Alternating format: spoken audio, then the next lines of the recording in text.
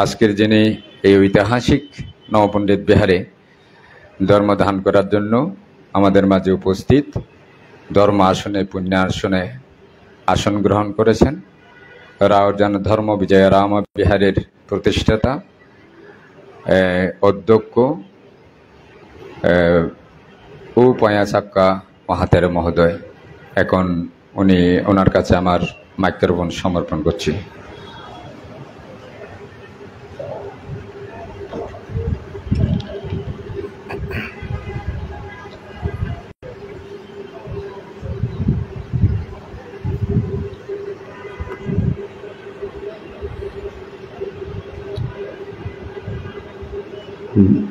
নয়টি গুণ সহ অনন্ত অচিন্তনীয় গুণের অধিকারী ভগবান তথাগত সম্যক সম্বুদ্ধ, যিনি জ্ঞানের আলোতে, সত্যের আলোতে, নির্বাণের আলোতে অনন্ত চক্রবালকে আলোকিত করেছেন, যে আলোতে সর্বপ্রকারের তৃষ্ণা বিনাশ প্রাপ্ত হয়, সকল প্রকারের আসব ক্ষয় প্রাপ্ত হয়, সে মহাকারুণিক ভগবান তথাগত সম্যক সম্বুদ্ধগণের চরণতলে সশ্রদ্ধে বন্দনা করছি।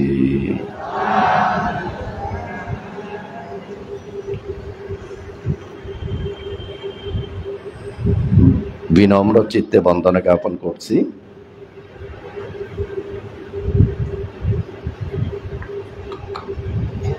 কাতালগঞ্জ নবপণ্ডিত বিহার প্রতিষ্ঠা লগ্ন থেকে পরম শ্রদ্ধেয় 24তম মহাসংঘনায়ক ভান্তে এবং যে সকল সংঘনায়কগণ সহ শাসন সেবক, বৌদ্ধ শাসনের কল্যাণকামী মহাতেরগণ সংশ্লিষ্ট ছিলেন, তাদের প্রত্যেকের পবিত্র চরণ স্পর্শে সশ্রদ্ধে বন্দনা করছি।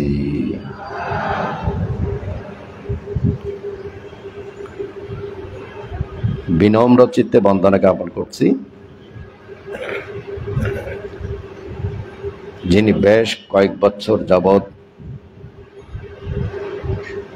সুন্দর আয়োজনের মাধ্যমে উপাসক উপাসিকাদেরকে ধর্মরস আহরণ করার সুযোগ করে দিয়েছেন এবং আমাদেরকে ধর্ম দান করার সুযোগ করে দিয়েছেন। পরম শ্রদ্ধেয় কল্যাণ মিত্র কাতালগঞ্জ নবপণ্ডিত বিহারের বিহারাধ্যক্ষ অধ্যাপক ডক্টর মহাতের বান্তের চরণতলে সশ্রদ্ধে বন্দনা করছি।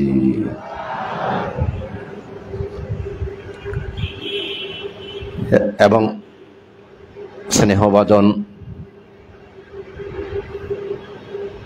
শ্রীমৎ রতনানন্দ তেরো এবং অনুজ ভিক্ষু সংঘ যারা আছেন সকলকে মৈত্রীর বন্ধনে আবদ্ধ করছি। সম্মানিত পুণ্যার্থীগণ, যারা শ্রেষ্ঠ রস আস্বাদনের জন্য এখানে সমবেত হয়েছেন, যে রস আস্বাদন করলে সর্বপ্রকারের ক্লেশা বিনাশ প্রাপ্ত হয়,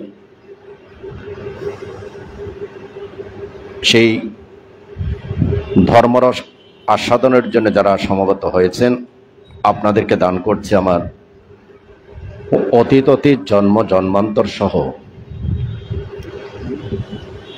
বর্তমান জন্মের দানময় শিলময় বাপনাময় পুণ্যরাশি নির্বাণাচ্ছা পাচ্ছয় হতো সমস্ত পুণ্যরাশি আপনাদের নির্বাণ প্রাপ্তির হেতু হোক।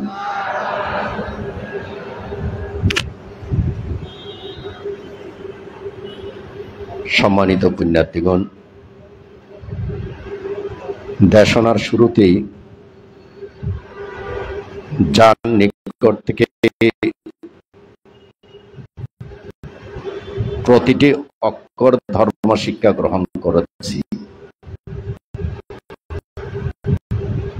যিনি নিজ সন্তানের মতো আমাকে গড়ে তুলেছেন, ধর্মপিতা গুরুবান্তে শ্রীমৎ ও পাইয়া জোতা মহাতেরো, যিনি শীল সমাধি প্রজ্ঞা ধর্মকে ধারণ করে 4 বৎসর 7 মাস ধর্মের অচিন্তনীয় গুণ প্রদর্শন করে চলেছেন, ধর্মপিতা গুরুবান্তের চরণ তলে সশ্রদ্ধে বন্দনা করছি।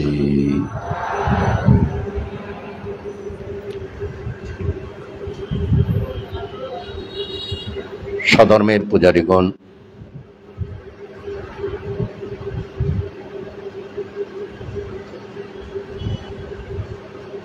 এই পৃথিবীর সকল প্রাণী আহারের উপরে নির্ভরশীল, কিন্তু আমরা যে আহার গ্রহণ করি সে আহারগুলো হচ্ছে ক্লেশযুক্ত। ভগবান বুদ্ধ আমাদেরকে যে আহার দিয়েছেন, সে আহার যদি আমরা গ্রহণ করতে পারি তাহলে আমাদের সর্বপ্রকারের ভয় উপদ্রব আসব ক্লেশা বিনাশপ্রাপ্ত হয়। সে কারণেই বলা হয় অনন্ত চক্রবালের মধ্যে যত রস আছে সর্বশ্রেষ্ঠ রস হচ্ছে ধর্মরস।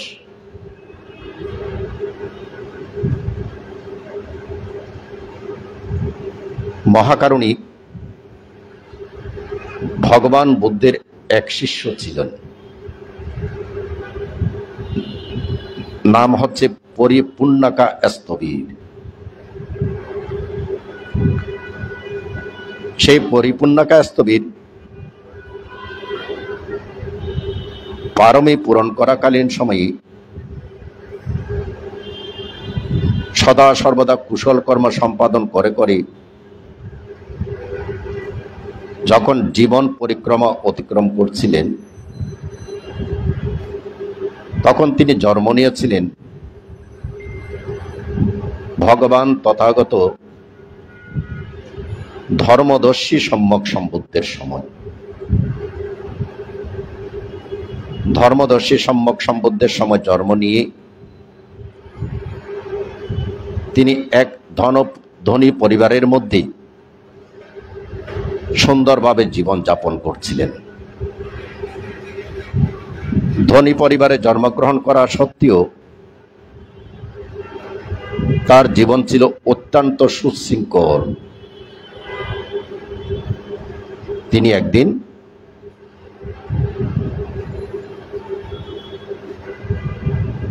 পথ পরিক্রমার মধ্যে এক স্থানে উপনীত হলেন। উপনীত হয়ে তিনি দেখলেন যে ধর্মদর্শী সম্যক সম্বুদ্ধের জাতি বা চৈত্য। সঙ্গে সঙ্গে তিনি অবগত হলেন যে ইনি সেই সম্যক সম্বুদ্ধ যার মুখনিসৃত ধর্মদেশনা শ্রবণ করে অগণিত সত্যগণ জন্ম দুঃখ, জরা দুঃখ, ব্যাধি দুঃখ থেকে সর্বপ্রকার দুঃখ থেকে মুক্ত হয়েছিলেন। ইনি সে মহাকারণিক ধর্মরাজ বুদ্ধ, যিনি সত্যের আলো প্রজ্বলন করেছিলেন। সঙ্গে সঙ্গে তিনি সংবেগপ্রাপ্ত হলেন, বুদ্ধকে কেন আমি সশরীরে দেখতে পেলাম না। তখন আবার মনের মধ্যে জ্ঞান উৎপন্ন হলো, ভগবান ধর্মদর্শী সম্যক সম্বুদ্ধকে আমি সশরীরে দেখতে না পেলেও ভগবান বুদ্ধের শারীরিক ধাতু দিয়ে তৈরি হয়েছে এই চৈত্য বা জাদি। যেহেতু ভগবান বুদ্ধের ধাতু দিয়ে এই জাদি তৈরি হয়েছে, সেহেতু তিনি সেই জাদিকে তিনবার প্রদক্ষিণ করে, জীবন্ত বুদ্ধকে যেভাবে প্রদক্ষিণ করা হয় ঠিক সেভাবে তিনবার প্রদক্ষিণ করে তিনি আনন্দ চিত্তে ধর্মদর্শী সম্যক সম্বুদ্ধের জাদিকে বন্দনার মাধ্যমে জীবন্ত বুদ্ধকে বন্দনা করলেন এবং শ্রদ্ধা অবনত চিত্তে পুষ্প দিয়ে পূজা করলেন। যখন তিনি পুষ্প দিয়ে পূজা করছিলেন তখন তিনি মনের মধ্যে অবিরতভাবে মনের চেতনাতে বুদ্ধগুণকে প্রতিষ্ঠিত করেছিলেন। বুদ্ধগুণকে প্রতিষ্ঠিত করতে করতে ওনার চেতনাতে এমন হয়ে উঠল যে আমি সরাসরি ধর্মদর্শী সম্যক সম্বুদ্ধকে বন্দনা করছি, ধর্মদর্শী সম্যক সম্বুদ্ধকে পুষ্প দিয়ে পূজা করছি। ইনি সেই সম্যক সম্বুদ্ধ যিনি আরহাং সাম্মা সম্বুদ্ধ বিজ্ঞাচন সম্পন্ন সুগাত লোকাবিদ অনুত্তর পুরিষাদাম্মা সারথি সত্তাদেব মনুষ্যানাং বুদ্ধ ভগবা। অনন্ত গুণের অধিকারী সেই ভগবান বুদ্ধকে আমি পুষ্প দিয়ে পূজা করছি। এইভাবে তিনি ধর্মদর্শী সম্যক সম্বুদ্ধকে পূজা করলেন। পূজা করার পর থেকে তার মনের মধ্যে প্রীতি সুখ উৎপন্ন হয়েছে। এমন ভাবে প্রীতি সুখ উৎপন্ন হয়েছে যে তিনি প্রতিদিন সেই বুদ্ধকে বন্দনার চেতনায় রমিত ছিলেন। একটু চিন্তা করে দেখুন, বন্দনা পূজা করেছেন কিন্তু একবার, কিন্তু অন্তরের মধ্যে বৌদ্ধগুণকে প্রতিষ্ঠিত করে তিনি এমনভাবে বন্দনা পূজা করেছেন যে চেতনাটা তার মধ্যে সদা সর্বদা বিরাজমান থাকত। শুধুমাত্র এই পুণ্যকর্মের প্রভাবেই জন্ম জন্মান্তর তাকে আর অপায়ে জন্মগ্রহণ করতে হয়নি। দেবলোকে জন্মগ্রহণ করলেও তিনি সকলের নিকট সম্মান পূজা প্রাপ্ত হয়েছেন। মনুষ্যলোকে জন্মগ্রহণ করলেও তিনি উত্তম পিতামাতা এবং উত্তম বংশে তিনি জন্ম নিয়েছেন। অবশেষে তিনি জন্মগ্রহণ করলেন মহাকারুণিক গৌতম বুদ্ধের সময়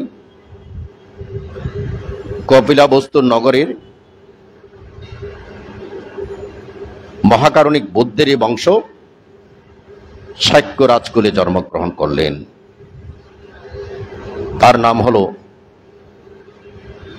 পারিপূর্ণকা,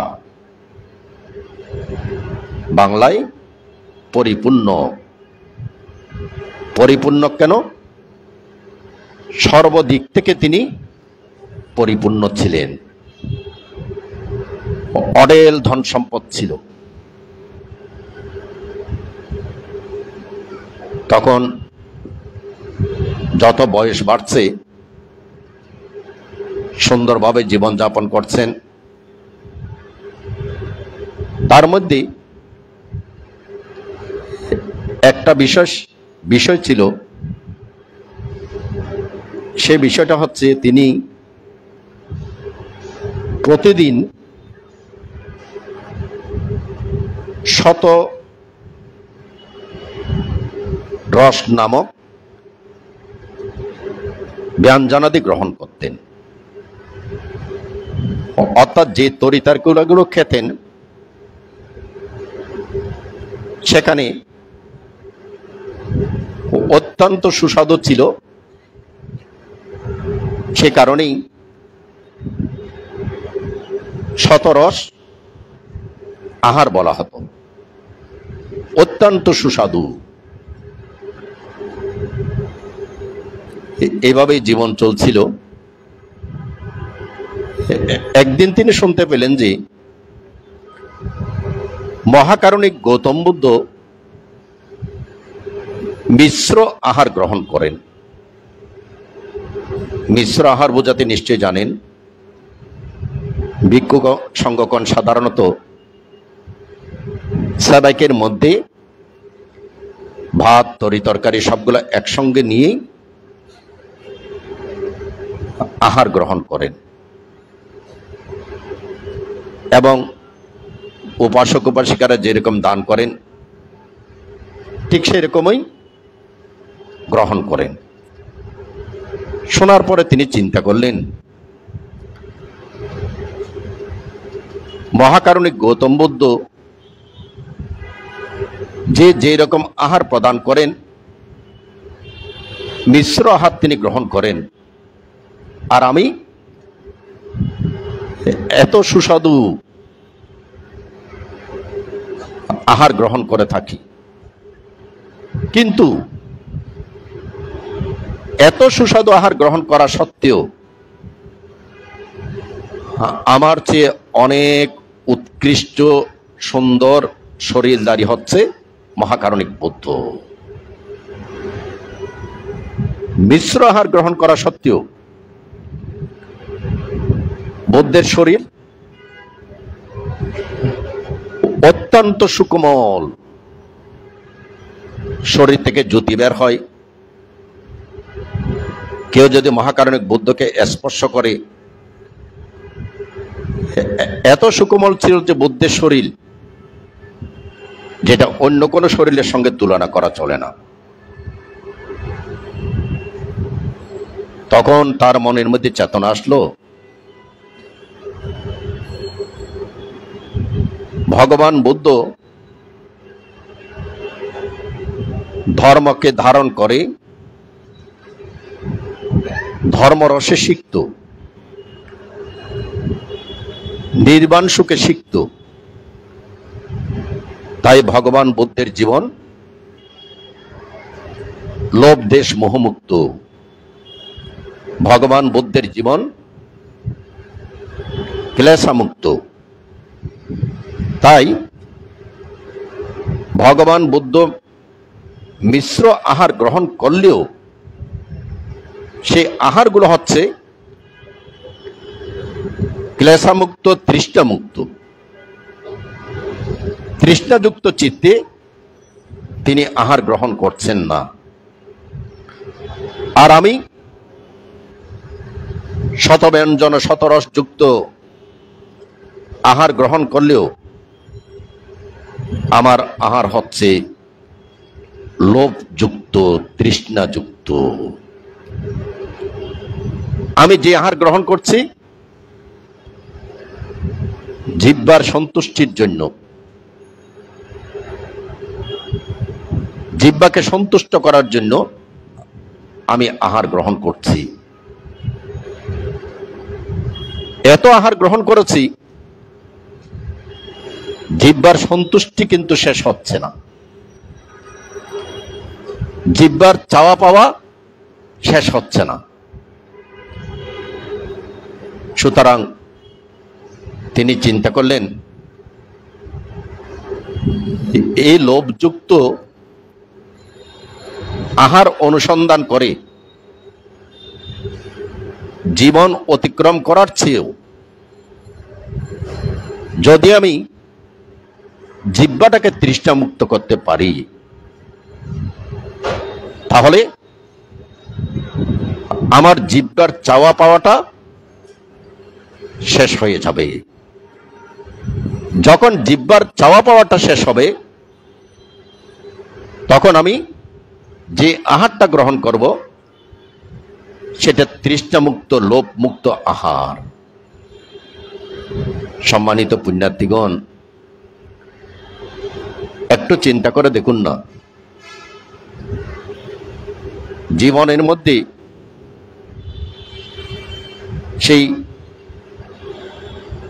1.5 বছর 2 বছর পর থেকেই ছোট বাচ্চারা কি করে, যে খাবারটা জিহ্বার মধ্যে ভালো লাগে সেটা খেতে চায়। বাচ্চাদেরকে ভাত খাওয়াতে গেলে মা বাবাদের দুঃখের সীমা নেই। এখন অবশ্য দুঃখ নিবারণ একটা যন্ত্র বের হয়েছে, সেটা হচ্ছে মোবাইল। মোবাইল একটা বাচ্চার হাতে দিয়ে তারপর মা, এখন বাচ্চার মন হচ্ছে কোথায়? মোবাইলে। যেহেতু মন মোবাইলে, এখন মা কি খাওয়াচ্ছে সেটা আর বাচ্চা খেয়াল নেই, সে সমানে খাচ্ছে। এটা কিন্তু অনেক ভয়ানক, মনে রাখবেন, অনেক ভয়ানক। বাচ্চার হাতে মোবাইল দিয়ে আপনি বাচ্চার হাতে দিয়ে যে খাবারগুলো খাওয়াচ্ছেন, এটা বাচ্চার শরীরের জন্য যতটুকু উপকারী তার চেয়ে অনেক বেশি ক্ষতি আপনি করে চলেছেন, অনেক বেশি ক্ষতি করে চলেছেন। কারণ 1 দিন দিলেন, 2 দিন দিলেন, 3 দিন দিলেন, 4 দিন দিলেন, তারপরে শেষে কি হয়? মোবাইল ছাড়া আর খাওয়াতে পারছেন না। তার অর্থ একেবারে 1.5 বছর 2 বছর থেকে আপনি নিঃসন্তানকে ভালো কিছু বোঝার আগেই মোবাইলের প্রতি একটা আকর্ষণ সৃষ্টি করে দিয়েছেন। কেন? ওই খাওয়ানোর জন্য। আর যদি মোবাইল না দেন তাহলে ভাত খাবে না। খাবে কি? চিপস দেন, একেবারে খুব ভালো করে খাবে। চিপস একটা কেন, 2টা 3টা দেন, তাও খাবে। কেন? কারণ চিপস খেতে ভালো লাগে, চিপসের প্রতি তার তৃষ্ণা আছে, আকর্ষণ আছে। শুধুমাত্র ছোট বাচ্চা কেন, আমরা প্রত্যেকেই এই জিহ্বার দাসত্ব করে চলেছি। জিহ্বার যে আমরা দাসত্ব করে চলেছি, রস নামক তৃষ্ণার দাস, সেটা আমরা বুঝতে পারি না। এখানে সে পরিপূর্ণ চিন্তা করলো যে রস নামক তৃষ্ণার দাস হয়ে কতদিন আমি লোভের পেছনে ছুটব, রস নামক তৃষ্ণার দাস হয়ে আমি অনেক শত ব্যঞ্জনযুক্ত শত রসযুক্ত আহার গ্রহণ করেও সেই চাওয়া পাওয়ার তো শেষ নেই। কিন্তু ভগবান বুদ্ধ তৃষ্ণামুক্ত লোভমুক্ত আহার গ্রহণ করে কেমন সুন্দর জীবন যাপন করছেন। শরীর থেকে সররশ্মি বের হচ্ছে, শরীর অত্যন্ত সুকোমল। তখন তিনি চিন্তা করলেন যে আমাকে সংসার ত্যাগ করে এই সত্য ধর্মকে আমাকে ধারণ করতে হবে। এই সত্য ধর্ম পেলেই তখনই আমি এই লোভ থেকে, এই রসের তৃষ্ণা থেকে আমি রেহাই প্রাপ্ত হব। ভগবান বুদ্ধের চরণতলে গিয়ে তিনি বন্দনা করে প্রব্রজ্ঞা নেওয়ার জন্য প্রার্থনা করলেন। ভগবান বুদ্ধ অনুমতি সাপেক্ষে পারিপূর্ণাকে প্রব্রজ্জিত করলেন এবং অতীত জন্মের ধর্মদর্শী সম্যক সম্বুদ্ধকে, ধর্মদর্শী বুদ্ধের জাতিকে, চৈত্যকে পুষ্প দিয়ে পূজা করার পুণ্য রয়েছে।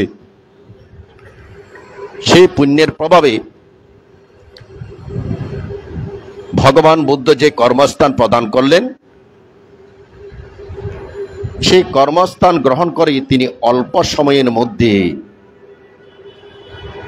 শ্রোতাপত্তি মার্গফল, সকৃদাগামী মার্গফল, অনাগামী মার্গফল এবং অরহত্ত মার্গফলে প্রতিষ্ঠিত হলেন।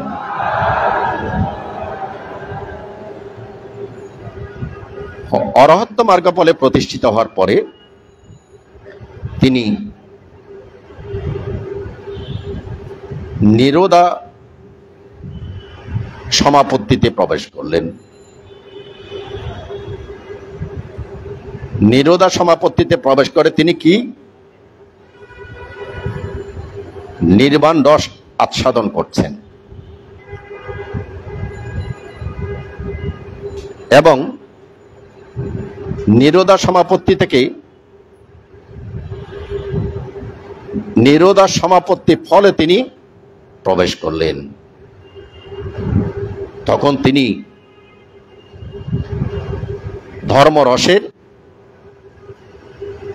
গুরুত্ব বুঝতে পারলেন।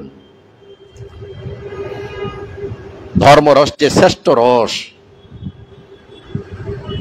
সেই শ্রেষ্ঠ রস আস্বাদনে তিনি মুগ্ধ হলেন। তখন তিনি নিজে নিজে চিন্তা করলেন, যখন আমি শাক্যকুলের রাজা ছিলাম, শত রসযুক্ত ভোজন আমি পরিভোগ করেছি। ধর্মদর্শী সম্যক সম্বুদ্ধকে পুষ্প দিয়ে পূজা করার পরে আমি অগণিতবার দেবলোকে জন্মগ্রহণ করেছি। দেবলোকের মধ্যে আমি সুধা অন্ন পরিভোগ করেছি, অর্থাৎ দেবগণের খাবার। মনুষ্যলোকের শত রসযুক্ত আহার এবং দেবগণের সেই সুধা অন্ন আহার, সেই রসের তুলনায় ধর্মরস 16 গুণের চেয়েও অনেক অনেক বেশি। এই ধর্মরস তৃষ্ণাযুক্ত নয়, এই ধর্মরস তৃষ্ণা মুক্ত। এই ধর্মরস আমার সকল অবিদ্যাকে, আসবকে, ক্লেশাকে দূরীভূত করেছে। তখনই তিনি তার উদান গাথার মধ্যে তিনি বলেছেন, শত রসের চেয়েও ধর্মরস অতুলনীয়, ধর্মরস শ্রেষ্ঠ রস। সম্মানিত পুণ্যার্থীগণ,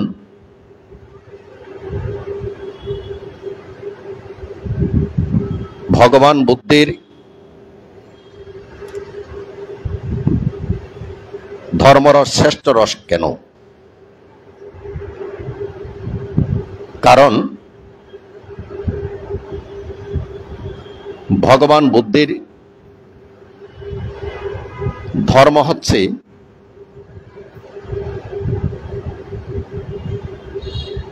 ভোগযুক্ত নয়, ভোগের ধর্ম নয়।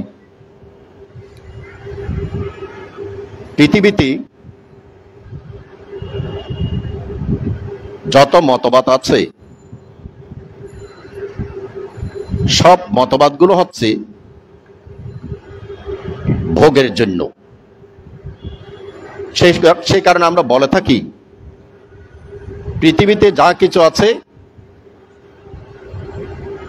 যা সৃষ্টি হয়েছে, যে সকল প্রাণীগুলো সৃষ্টি হয়েছে, এগুলো আমাদের ভোগের জন্য সৃষ্টি হয়েছে, আমাদের খাওয়ার জন্য সৃষ্টি হয়েছে। কিন্তু অন্যান্য মতবাদ হচ্ছে ভোগের মাধ্যমে সুখের অনুসন্ধানী, সুখ পেতে চাই ভোগের মাধ্যমে। আর ভগবান বুদ্ধের ধর্মটা হচ্ছে কি? ভগবান বুদ্ধের ধর্মটা হচ্ছে রূপ, শব্দ, গন্ধ, রস, স্পর্শ, এই সকল সুখগুলোকে ত্যাগ করার মাধ্যমে। যেমন পারিপূর্ণকাস্তবীর তিনি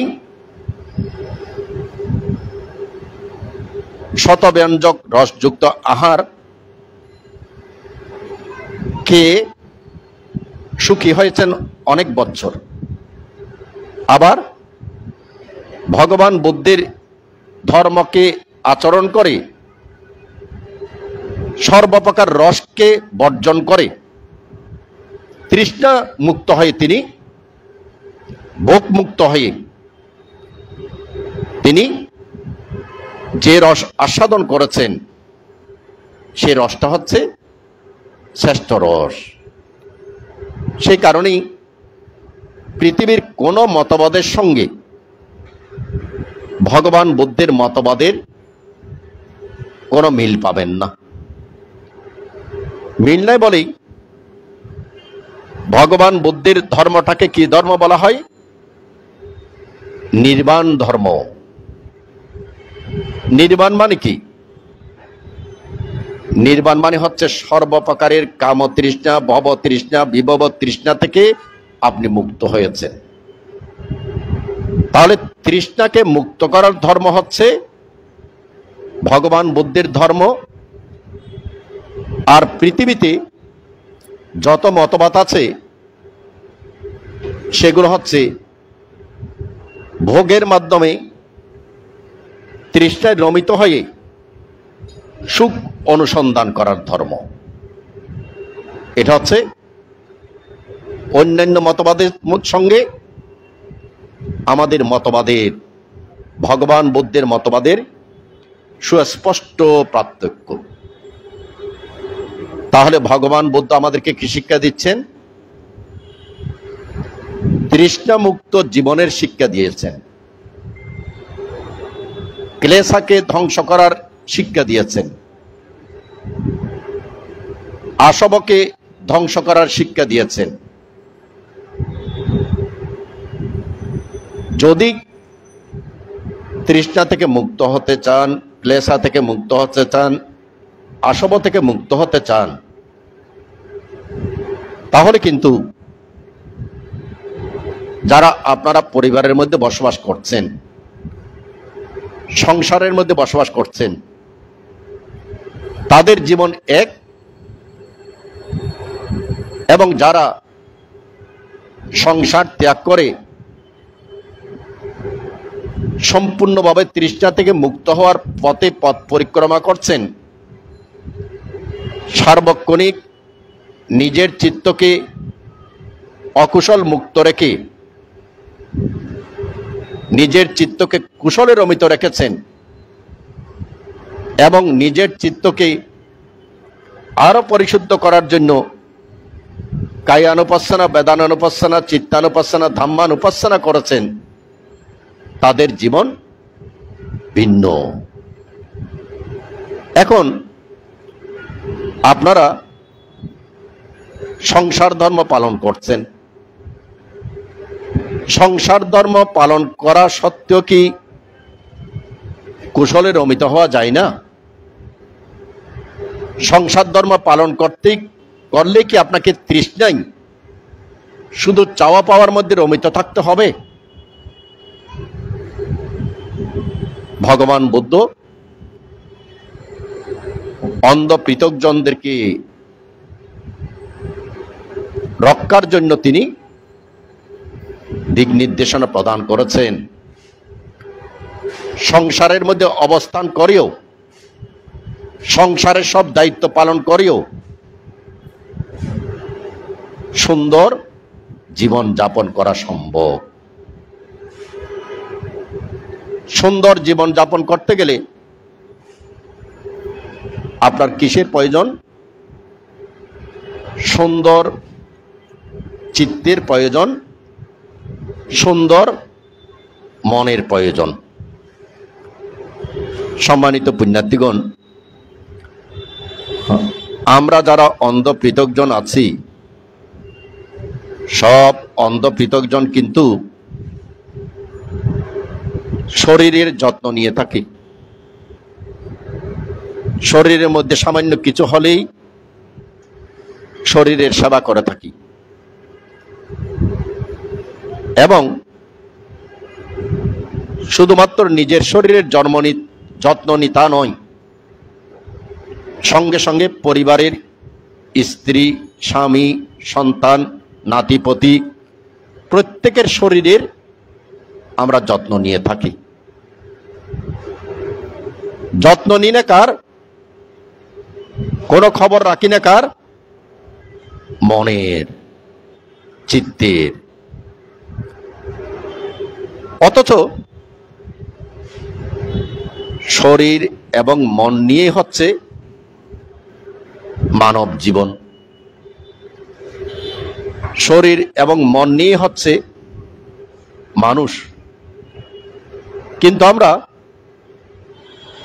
শরীরের খবর রাখি, শরীরের সেবা করি, শরীরের যত্ন নিই, মনের খবর আমরা রাখি না, মনের যত্ন আমরা নিই না। 24 ঘন্টার মধ্যে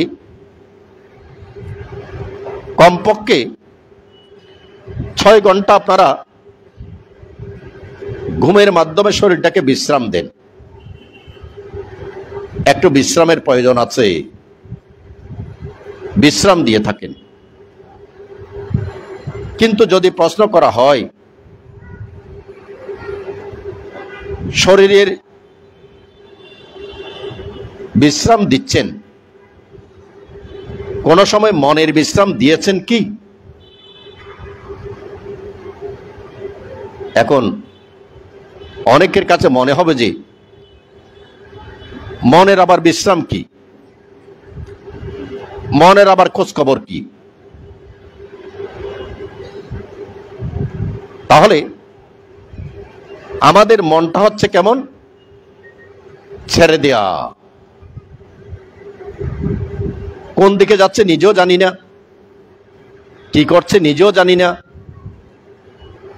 এবং মনের কোনো খবর আমরা রাখি না। মনকে যে বিশ্রাম দিতে হয় সেটা আমরা জ্ঞান সম্প্রযুক্ত চিত্তে চিন্তাও করি না। অথচ মহাকারণিক ভগবান বুদ্ধ কি বলেছেন? মহাকারণিক ভগবান বুদ্ধ বলেছেন, আমরা যে কাজ করি, লৌকিক কাজ, লোকোত্তর কাজ, কুশলময় কাজ, অকুশলময় কাজ, যে কোনো কাজ আমরা করি না কেন, কাজের মধ্যে সর্বাগ্রে শরীর যায় নাকি মন যায়? ভগবান বুদ্ধের উক্তি অনুসারে মানাপুব্বাং, মন হচ্ছে প্রথমে গমন করেন, মনটাই প্রথমে গ্রহণ করেন। ঐতিহ্যবাহী কাতালগঞ্জ নবপণ্ডিত বিহারে অমাবস্যা দিবসে উপসদ নিতে হবে। গমন করেছে কে? প্রথমে শরীরটা গমন করেছে নাকি মনটা গমন করেছে? প্রথমে মন। 3:30 থেকে 3টা থেকে ধ্যানে বসতে হবে।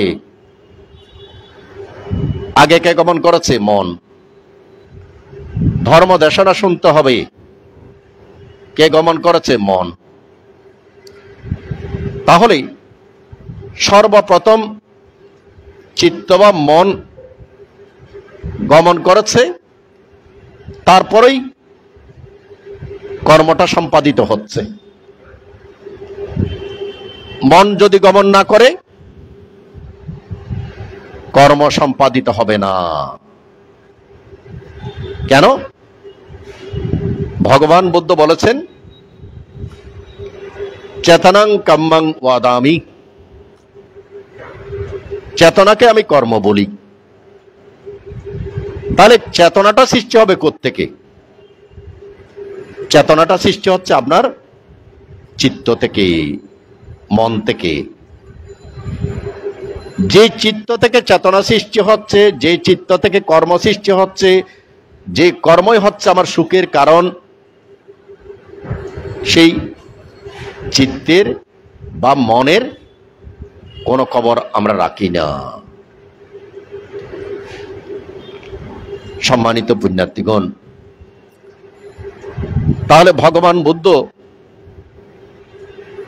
যারা গৃহী, যারা অন্ধ পৃথকজন, শুধুমাত্র গৃহী নয়, অন্ধ পৃথকজন, মন রাখবেন, যারা অন্ধ পৃথকজন, আমিও কিন্তু অন্ধ পৃথকজন, ভিক্ষু হলেও অন্ধ পৃথকজন কিন্তু। তাহলে আমাদেরকে সর্বাগ্যে কি করতে হবে?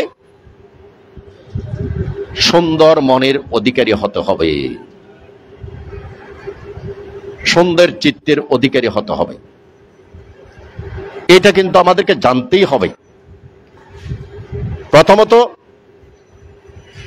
আমি সুন্দর মনের অধিকারী হব, যদি এই সিদ্ধান্তটা আপনি গ্রহণ করতে না পারেন, তাহলে আপনি সুন্দর মানুষ হতে পারবেন না। আমি সুন্দর মনের অধিকারী হব,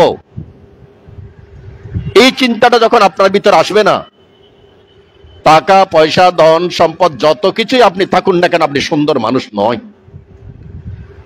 আপনার পুরো শরীরের মধ্যে একেবারে অলংকারে সুসজ্জিত থাকলেও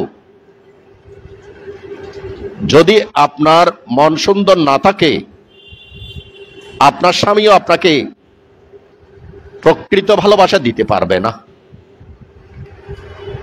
আপনার মন যদি সুন্দর না থাকে, আপনার সন্তানও আপনাকে প্রকৃত ভালোবাসাটা দিতে পারবে না। কেন পারবে না? কারণ আপনার চিত্তের কলুষতা, আপনার চিত্তের কালিমা যখন আপনার সন্তান, আপনার স্বামী দেখবে কিংবা আপনার স্ত্রী দেখবে, তখন কিন্তু মন থেকে আপনাকে ঘৃণা করবে। সংসার করবেন ঠিক, ঘৃণা নিয়ে সংসার করবেন যে। তাহলে ভগবান বুদ্ধ এখানে আমাদেরকে শিক্ষা দিচ্ছেন কি? সর্বাগ্যে আমাকে সিদ্ধান্ত উপনীত হতে হবে, সুন্দর মনের অধিকারী হতে হবে।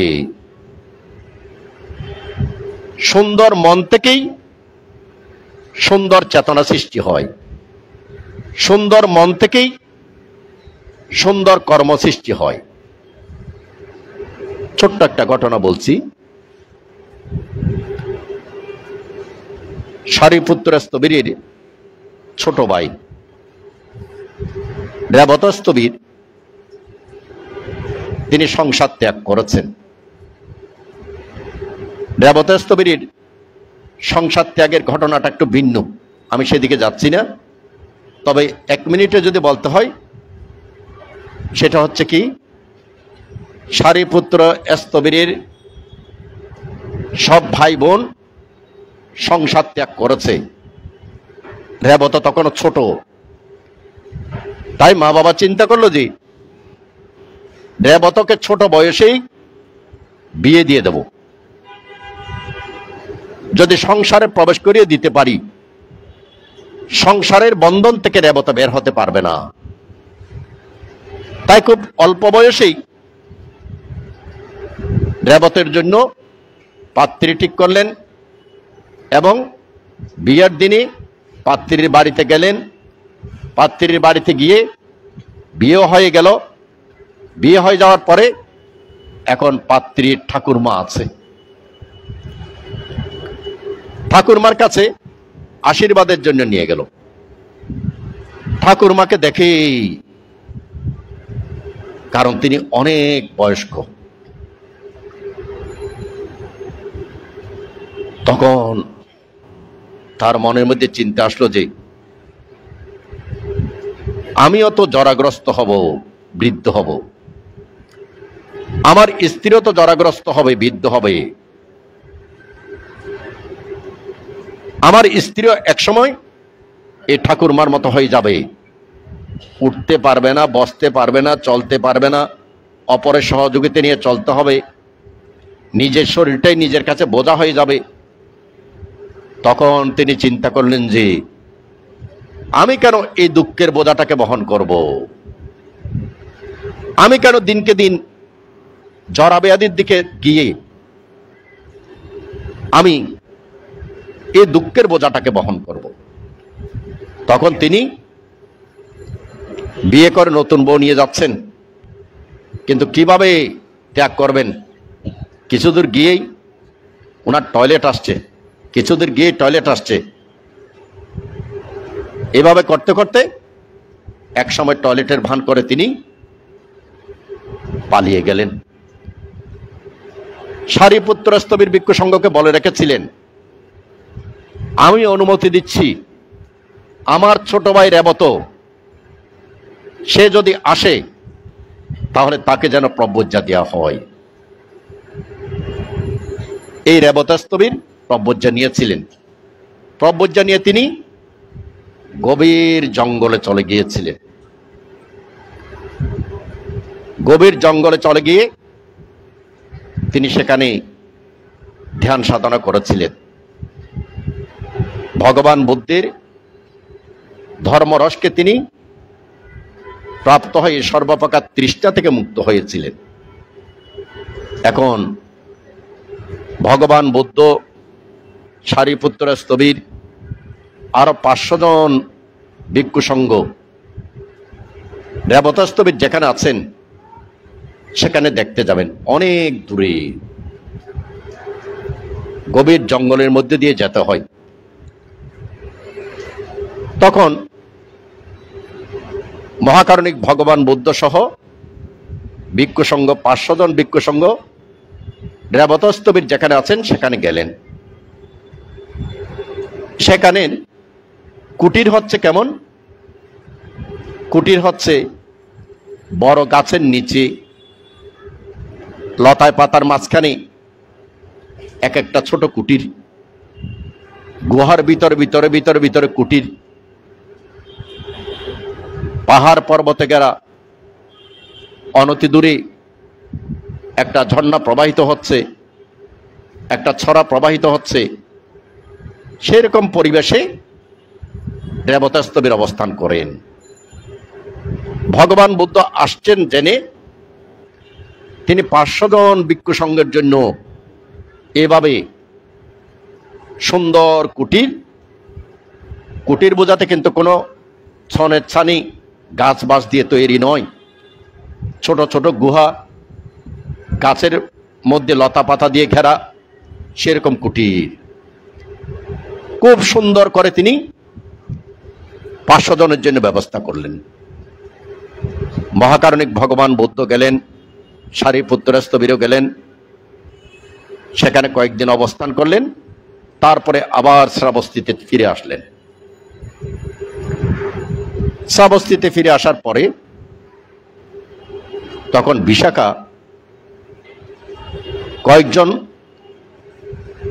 ভিক্ষুকে জিজ্ঞাসা করলেন, ভান্তে, আপনারা রেবত স্থবিরকে দেখতে গিয়েছেন, কেমন লেগেছে? তখন তারা বলল যে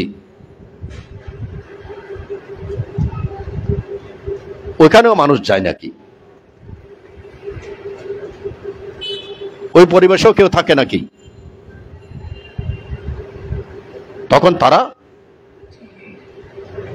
বিভিন্নভাবে বর্ণনা করলেন যে ওটা কোনো সুন্দর পরিবেশ নয়, ওখানে ধর্ম আচরণের কোনো পরিবেশ নাই। ওই ভিক্ষুগণ চলে গেলেন। আবার কয়েকজন ভিক্ষু আসলো, তাদেরকেও বন্দনা করলেন। তাদেরকে বন্দনা করার পরে জিজ্ঞাসা করলেন, ভান্তে, রেবতস্তবীরকে দেখতে গিয়েছেন, সেখানে কয়েকদিন অবস্থান করেছিলেন,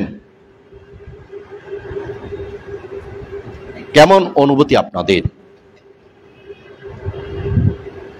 মা উপাসিকা, সে এক মনোরম দৃশ্য, নির্জন পরিবেশ, শান্ত স্নিগ্ধ ধর্মময় এক পরিবেশ। সেখানে গেলে নিজের চিত্ত আপনা আপনি ধর্ম আচরণ রমিত থাকে। খুব আনন্দ অনুভব করেছি, খুবই আনন্দ অনুভব করেছি। তখন বিশাখার মনের মধ্যে উৎপন্ন হলো, আমি কয়েকজন ভিক্ষু সংঘকে জিজ্ঞাসা করলাম, তারা সম্পূর্ণ প্রতিকূল পরিবেশ বলল। আবার কয়েকজন ভিক্ষু বললেন যে এত সুন্দর মনোরম পরিবেশ, যেখানে গেলে চিত্ত আপনা আপনি সুন্দর চেতনা যুক্ত হয়, ধর্মরসে বিচরণ করে। তখন তিনি মহাকারণিক বুদ্ধের নিকট গেলেন। মহাকারণিক বুদ্ধকে প্রার্থনা করলে ঘটনাটা খুলে বললেন। মহাকারণিক ভগবান বুদ্ধ বললেন, যার মধ্যে চাওয়া পাওয়া আছে, তার মনের ভিতরে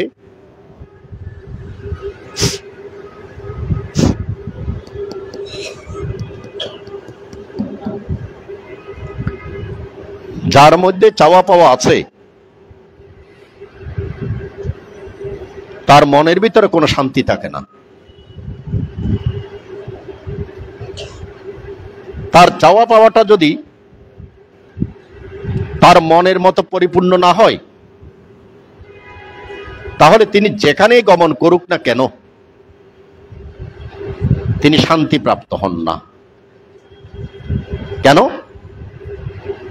তার মনের মধ্যে চাওয়া পাওয়া আছে। এই উপাসিকা, প্রথম যে তিনজন ভিক্ষুকে তুমি জিজ্ঞাসা করেছো, তাদের মনের ভিতরে চাওয়া পাওয়া বেশি। সেই চাওয়া পাওয়ার সঙ্গে প্রাপ্তির মিল হয়নি। মিল না হওয়ার কারণে তারা সেখানে অশান্তিতে অবস্থান করেছিল। পরবর্তী যে তিনজনকে তুমি জিজ্ঞাসা করেছো, তাদের মনের ভিতরে চাওয়া পাওয়া নেই। কেন? তারা ভিক্ষু হয়েছে সব চাওয়া পাওয়াকে ত্যাগ করার জন্য। যদিও প্রথম তিনজন তারাও চাওয়া পাওয়াকে ত্যাগ করার জন্য ভিক্ষু হয়েছেন, তথাপি ভিক্ষু হওয়া সত্ত্বেও তারা চাওয়া পাওয়াকে ত্যাগ করতে পারেনি। সে কারণে রেবতস্তবীরের নিকট গিয়ে চিত্তের কালিমার কারণে, চিত্তের তৃষ্ণার কারণে, অসুন্দর চিত্তের কারণে প্রকৃত সুখটা তারা আস্বাদন করতে পারেনি। আর শেষের তিনজন যে ভিক্ষু, সেই ভিক্ষু তারা বাস্তবিকতে সর্বপ্রকার চাওয়া পাওয়াকে বর্জন করার জন্য ভিক্ষু হয়েছেন, চাওয়া পাওয়া থেকে মুক্ত হওয়ার জন্য ভিক্ষু হয়েছেন, এবং চাওয়া পাওয়া থেকে মুক্ত হয়েছেন। সেই কারণে নির্জন পরিবেশ, গুহা, সেই পাতা দিয়ে ঘেরা কুটির, একাকী অবস্থান করা, সেখানে তারা আনন্দ অনুভব করেছে। তাহলে এখানে আনন্দটা কোত্থেকে নির্ভর করে? সম্পূর্ণভাবে আপনার মনের উপর নির্ভর করে সুখ এবং দুঃখ।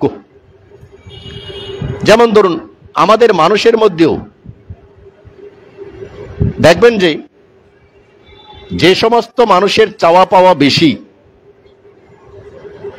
তাদের চাওয়া পাওয়া যদি কোনো কারণে ব্যাঘাত হয়, তখন সেই মানুষের রূপগুলো কিন্তু আরেক রকম হয়ে যায়। কেমন হয়ে যায়? মানুষের রূপ আর থাকে না, অমানুষের রূপ হয়ে যায়। তখন কেন হয়ে গেল? অমানুষের রূপ কেন হয়ে গেল? অমানুষের রূপ হয়ে গেল যে চিত্তের অসুন্দরের কারণে, চিত্তের মলিনতার কারণে। তাহলে চিত্তের মলিনতার কারণেই তিনি মানুষ থেকে অমানুষ হয়ে গেল। এই চিত্তের মলিনতা কিভাবে সৃষ্টি হয়?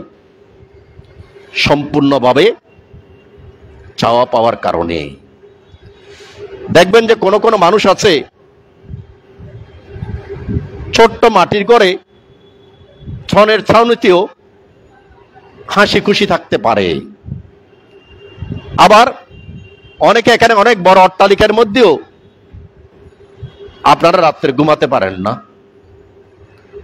রাত্রে ঘুমানোর জন্য ওষুধ খেতে হয়, ঘুমের ওষুধ খেতে হয়। কেন? মনের ভিতরে চাওয়া পাওয়া বেশি। ছেলের কাছ থেকে চাওয়া পাওয়া, মেয়ের কাছ থেকে চাওয়া পাওয়া, স্বামীর কাছ থেকে চাওয়া পাওয়া। এই চাওয়া পাওয়া এত বেশি যে এই চাওয়া পাওয়া আপনাদেরকে রাত্রে ঘুমাতে পর্যন্ত দিচ্ছে না। কিন্তু যিনি অল্পে সন্তুষ্ট, যার চাওয়া পাওয়াটা কম, তার মনের দুশ্চিন্তাটাও অনেক কম। ভগবান বুদ্ধ বিশাখাকে তাই বললেন, এই বিশাখা, প্রথম তিনজন ভিক্ষুর মধ্যে তারা রূপ, রস, শব্দ, গন্ধ, স্পর্শের মধ্যে তাদের চাওয়া পাওয়া। আর শেষের যে তিনজন ভিক্ষু, তারা রূপ, রস, গন্ধ, স্পর্শে রমিত না থেকে সেই সকল তৃষ্ণাগুলো থেকে মুক্ত হওয়ার কারণে তাদের মনটা হচ্ছে সুন্দর মন। সম্মানিত পুণ্যার্থীগণ, তাহলে আমরা নিজেদের মধ্যে একটু চিন্তা করে দেখি, আমাদের চাওয়া পাওয়াটা, তৃষ্ণাটা যত বেশি, তত বেশি কলুষিত মন, তৃষ্ণাযুক্ত মন। আর যত চাওয়া পাওয়াটা কম, অল্পের মধ্যে সন্তুষ্ট, তারা সুন্দরভাবে সন্তুষ্টি চিত্তে জীবন যাপন করেন। তাহলে অন্ধ পৃথকজন মানুষ যদি সত্যিকার অর্থে সুন্দর জীবন চাই, তাহলে কি প্রয়োজন হবে? সুন্দর মনের প্রয়োজন হবে। আমি এই ব্যাপারে একটা ঘটনা বলছি। মহাকারণিক ভগবান সম্যক সম্বুদ্ধের সময় নাগিত স্তবীর নামক এক ভিক্ষু ছিলেন। বাংলায় নাগিত স্তবীর, পালিতে নাগিতা স্তবীর।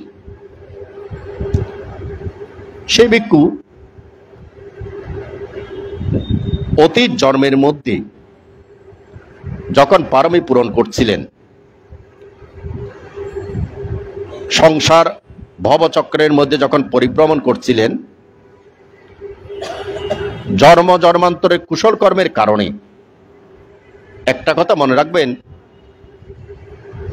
জন্ম জন্মান্তরের কুশল যদি না থাকে, নিজের চিত্তের মধ্যে যদি কুশল না থাকে, তাহলে আপনার মধ্যে সুন্দর চেতনা সৃষ্টি হবে না। আপনার মনের কুশল আপনাকে কুশলের দিকে ধাবিত করবে। আপনার চিত্তের কুশলতা আপনাকে কল্যাণ মিত্রের দিকে ধাবিত করবে। তাই জন্ম জন্মান্তরের পুণ্যকর্মের কারণে পদমূত্র ভগবান বুদ্ধের সময় সেই নাগিতা স্তবীর সত্য জন্ম নিয়েছিলেন। ব্রাহ্মণ পরিবারে জন্ম নিয়েছেন। ব্রাহ্মণ পরিবারে জন্ম নিয়ে নাম হলো নারদা ব্রাহ্মণ। স্বাভাবিকভাবে সেই নারদা ব্রাহ্মণ তার ধর্ম অনুসারে জীবন যাপন করছেন, সুন্দরভাবে জীবন যাপন করছেন। একদিন তিনি শুনতে পেলেন পদমূত্র সম্যক সম্বুদ্ধ লক্ষাধিক ভিক্ষু সঙ্গ নিয়ে তিনি এক স্থানে আসছেন। পদমূত্র সম্যক সম্বুদ্ধের সঙ্গে লক্ষাধিক ভিক্ষু সঙ্গ। পদমূত্র সম্যক সম্বুদ্ধের নাম শ্রবণ করার সঙ্গে সঙ্গে যেহেতু অতীত জন্ম জন্মান্তরে পুণ্য আছে, সেই পুণ্যই তাকে ধাক্কা দিচ্ছে, চেতনা সৃষ্টি করছে। কি? পদমূত্র সম্যক সম্বুদ্ধকে দর্শনের জন্য যাও। তখন তিনি পদমূত্র সম্যক সম্বুদ্ধকে দর্শনের জন্য গেলেন। নারদা ব্রাহ্মণ, যেখানে পদমূত্র সম্যক সম্বুদ্ধ এবং বুদ্ধের 1,00,000 শিষ্য বসেছেন, প্রত্যেকেই অত্যন্ত শান্ত, সৌম্য, স্থির। তাদেরকে দেখলে মনে হয় যে শরীরও নড়াচড়া করছে না, যেন সবকিছু স্থির। এমন সুন্দরভাবে বসেছেন। তাদের সেই দৃশ্য দেখে তখন তার মন খুব আনন্দিত হয়ে গেল। খুব আনন্দিত হয়ে তিনি নিজের চিত্ত থেকেই 3টা গাতার মাধ্যমে পদমূত্র সম্যক সম্বুদ্ধ এবং লক্ষাধিক ভিক্ষু সঙ্গকে বন্দনা করেছেন। তিনি সেখানে যাওয়ার পরে বুদ্ধ লক্ষাধিক শিষ্য নিয়ে বসে আছেন। তখন তিনি অঞ্জলিবদ্ধ হয়ে বসলেন। বসে নিজের চিত্তের মধ্যে তিনি আনন্দ অনুভব করছেন। ভগবান বুদ্ধ, বুদ্ধের সঙ্গে যারা বসে আছেন, অগ্রশ্রাবক, মহাশ্রাবক, উপাধিপ্রাপ্ত অরহৎগণ, সর্বজ্ঞ অরহৎ, প্রতিসম্বিদা প্রাপ্ত অরহৎ, এহিবিজ্ঞ অরহৎ, প্রত্যেকেই স্থির, সৌম্য, শান্ত। 1,00,000 ভিক্ষু সঙ্গে বসে আছেন, কোনো শব্দ নেই। তখন তিনি নিজের আনন্দেই বলছেন যে মহাকারণিক ভগবান বুদ্ধ তার লক্ষাধিক শিষ্য নিয়ে বসে আছেন। এমন সুন্দর, এমন সৌম্য, এমন স্থির, এমন আলোকিত দৃশ্য, প্রত্যেকের মনের মধ্যে সুন্দর চেতনা সৃষ্টি হবে, শ্রদ্ধা সৃষ্টি হবে। আমি সেই সুন্দর চেতনাযুক্ত, আনন্দযুক্ত চিত্ত নিয়ে ভগবান বুদ্ধকে বন্দনা করছি।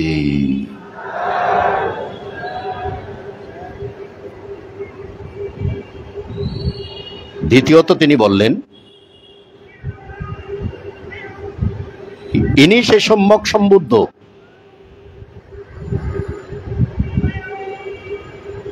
দেবলোকের দেবগণ, ব্রহ্মলোকের ব্রহ্মাগণ, মনুষ্যলোকের মানুষ যারাই তার নিকট আগমন করেন তারাই আনন্দ অনুভব করেন।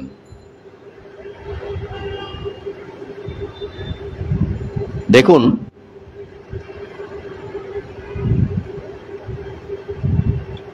ভগবান বুদ্ধের নিকট কিন্তু শুধুমাত্র বুদ্ধের অনুসারী যারা তারা আসতেন তা নয়, তারা তো আসতেনই, কিন্তু আবার অনেকে আসতেন যে ভগবান বুদ্ধকে আমরা বিভিন্ন প্রশ্ন করব, প্রশ্ন করার জন্য অনেকে আসতেন। এগুলো কিন্তু বিভিন্ন তিত্বিকরা, বিভিন্ন মতাবলম্বীরা, এভাবে যে মতাবলম্বী হোক না কেন, যখন ভগবান বুদ্ধের নিকট প্রশ্ন করতে আসতেন, প্রশ্নের উত্তর শ্রবণ করে তারা প্রত্যেকেই বুদ্ধের শরণাপন্ন হয়েছেন। বুদ্ধের নিকট প্রশ্ন করতে এসেছেন, বুদ্ধ সেই প্রশ্নের উত্তর দিয়েছেন, বুদ্ধের শরণাপন্ন হননি এরকম একজনও পাবেন না, একজনও নয়। কারণ ভগবান বুদ্ধ হচ্ছেন ত্রিলোকের শাস্তা। ত্রিলোক বোঝাতে কিন্তু দেবলোক, ব্রহ্মলোক, মনুষ্যলোক নয়, আকাশলোক, সংস্কার লোক, সত্যলোক। সকল সত্যগণ সম্পর্কে তিনি অবগত ছিলেন, সকল সত্যগণের সংস্কার সম্পর্কে তিনি অবগত ছিলেন। শুধুমাত্র মানুষ নয়, সকল সত্যগণের সংস্কার। সংস্কার বোঝাতে আপনি অতীত জন্ম জন্মান্তরে কি কি করেছেন, আপনার ভিতরে কি অভ্যাস, কি সংস্কার আছে, এটা তিনি জানতেন। আকাশলোক, এই যে আমরা বর্তমানে আকাশলোক সম্পর্কে, গ্রহ নক্ষত্র সম্পর্কে আমরা যেগুলো করছি, ভগবান বুদ্ধ কিন্তু সেই আকাশলোক সম্পর্কে পরিপূর্ণভাবে জ্ঞাত। সে কারণে যে কোনো মানুষ প্রশ্ন করতে আসলে সে মানুষের অতীত জন্ম জন্মান্তরের সংস্কারটা কি, কি করলে, কি বললে তাকে তিনি পরিপূর্ণভাবে ধর্মস্নাত হবেন, সেটা ভগবান বুদ্ধ জানতেন। ভগবান বুদ্ধ জানতেন। সেই কারণে ভগবান বুদ্ধের নিকট প্রশ্ন করতে আসলে তখন তারা সন্তুষ্ট হয়ে বুদ্ধের শরণাপন্ন হয়ে যেতেন। আরেক ধরনের লোক আসতো, যারা হচ্ছে বিভিন্ন মতাবলম্বী। তারা আসতো কেন? আমরা গৌতমকে তর্কের মাধ্যমে পরাজিত করব, তর্কের মাধ্যমে পরাজিত করতে আসতেন।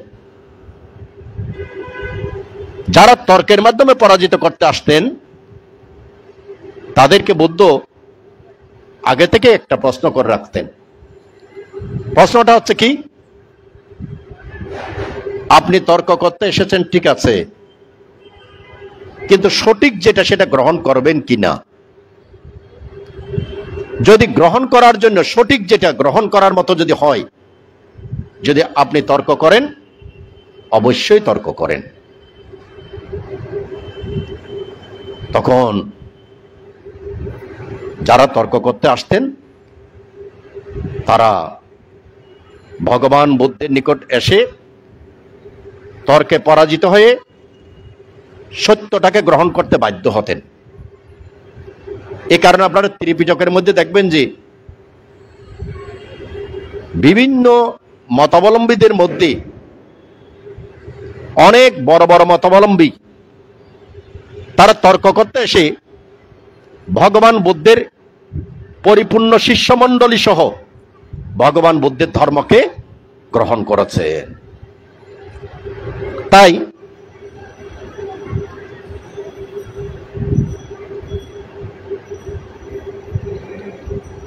সে নারদা ব্রাহ্মণ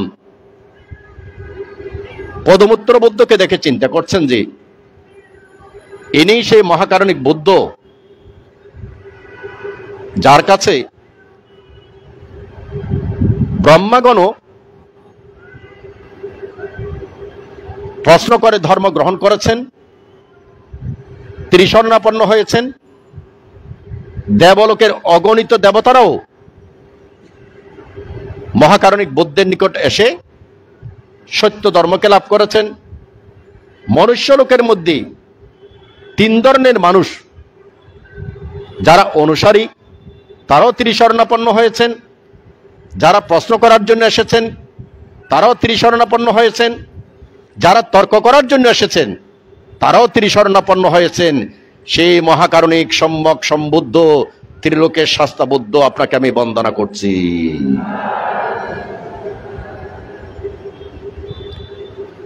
এবার তৃতীয়ত, বুদ্ধকে দেখে মুগ্ধ হয়ে বুদ্ধের 32 মহাপুরুষ লক্ষণ, 80 অনুব্যঞ্জন দেখেই শরীর মন প্রীত হয়ে যাচ্ছে। তখন তিনি চিন্তা করলেন, বুদ্ধের রূপ দর্শনে বুদ্ধকে পরিমাপ করা যায় না। একমাত্র আমি বুদ্ধের রূপ দর্শনে যতই আনন্দ প্রাপ্ত হচ্ছি না কেন, কিন্তু এই আনন্দ, এই প্রীতিসুখটা শুধু রূপ দর্শনেই শেষ হবে না। যদি ভগবান বুদ্ধের ধর্মকে যদি আমি দর্শন করতে পারি, বুদ্ধের এই ধর্ম দর্শনেই আমি প্রকৃত বুদ্ধকে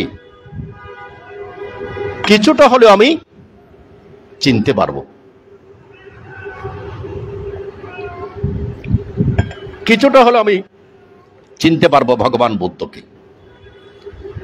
এই মহাকারণিক বুদ্ধ আপনার রূপ দর্শনে আমি যতই আনন্দিত হই না কেন, যতই প্রীত হই না কেন, আপনার গুণ গরিমা অপরিসীম, অতুলনীয়, অচিন্তনীয়। আপনার সেই অপরিসীম, অতুলনীয়, অচিন্তনীয় গুণ গরিমাকে স্মরণ করে আমি বুদ্ধের চরণতলে বন্দনা করছি। দেখুন,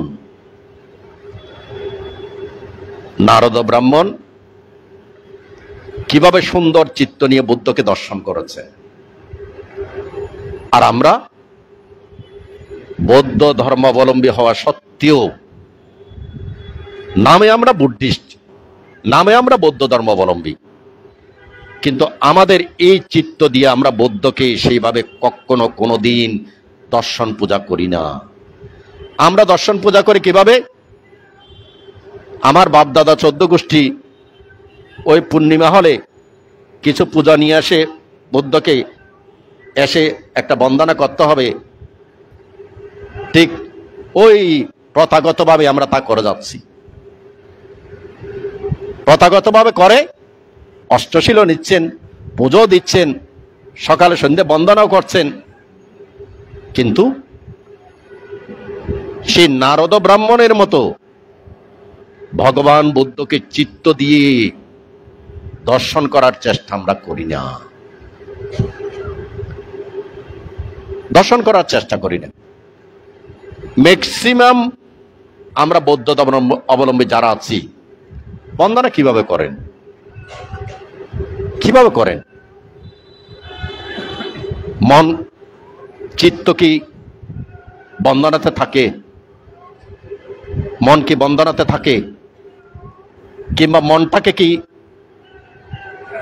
বুদ্ধের যখন বলেন যে ইতি পিসু ভগবা আরাহাং সাম্মা সম্বুদ্ধ বিজ্ঞাচরণ সম্পন্ন, সে শব্দগুলো যখন বলেন তখন সেই শব্দগুলোর প্রতি বুদ্ধের অচিন্তনীয় সে গুণের প্রতি আপনার চিত্ত কি ধাবিত হয়?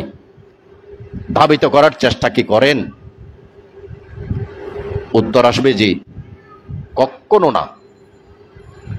তাহলে আপনার চিত্ত যেখানে বৌদ্ধ গুণের প্রতি রমিত হচ্ছে না, সেখানে কি বুদ্ধকে প্রকৃত বন্দনা পূজা করা হচ্ছে?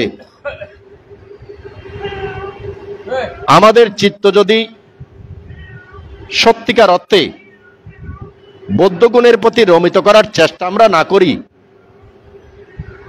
তাহলে কি আমাদের চিত্ত কখনো কোনোদিন সুন্দর হবে? বাস্তবিকতে সুন্দর হবে না। সম্মানিত পুণ্যার্থীগণ, সে নারদ ব্রাহ্মণ এভাবে বুদ্ধকে বন্দনা করার পরে তিনি বুদ্ধের শরণ, ধর্মের শরণ, সঙ্গের শরণ গ্রহণ করে সে সুন্দর চেতনা নিয়ে সারাটা জীবন অতিক্রম করেছেন। এই পুণ্যের প্রভাবে তিনি তার নাগিতস্তবীর হয়ে যখন অরহত্ত বলে প্রতিষ্ঠিত হয়েছেন, তখন তিনি বলছেন যে শুধুমাত্র এই নারদ ব্রাহ্মণ পদমূত্র বুদ্ধকে এভাবে বুদ্ধের গুণকে প্রকাশ করে চেতনা সমৃদ্ধ হয়ে বন্দনা করার কারণে তিনি মনুষ্যলোকে জন্মগ্রহণ করলেও সবার কাছে শ্রদ্ধা সম্মান প্রাপ্ত হয়েছেন। দেবলোকে ব্রহ্মলোকে জন্মগ্রহণ করলেও তিনি সবার শ্রদ্ধা সম্মান প্রাপ্ত হয়েছেন। এখন প্রশ্ন হচ্ছে যে কেন তিনি 41 কল্পব্যাপী ব্রহ্মলোকে, দেবলোকে, মনুষ্যলোকে জন্মগ্রহণ করেছেন? প্রত্যেকটা জন্ম হচ্ছে উৎকৃষ্ট জন্ম এবং প্রত্যেকটা জন্মের মধ্যে শ্রদ্ধা সম্মান প্রাপ্ত হয়েছেন, পূজা প্রাপ্ত হয়েছেন। কেন? কারণ তিনি ভগবান বুদ্ধের গুণকে অন্তর থেকে ধারণ করেছিলেন। চেতনাটা ছিল অত্যন্ত সুন্দর। মহাকারুণিক গৌতম বুদ্ধের সময় তিনিও জন্মগ্রহণ করেছেন শাক্যকুলে এবং নাম ছিল নাগিতা। সেই নাগিতাও ভগবান বুদ্ধের সাক্ষাতে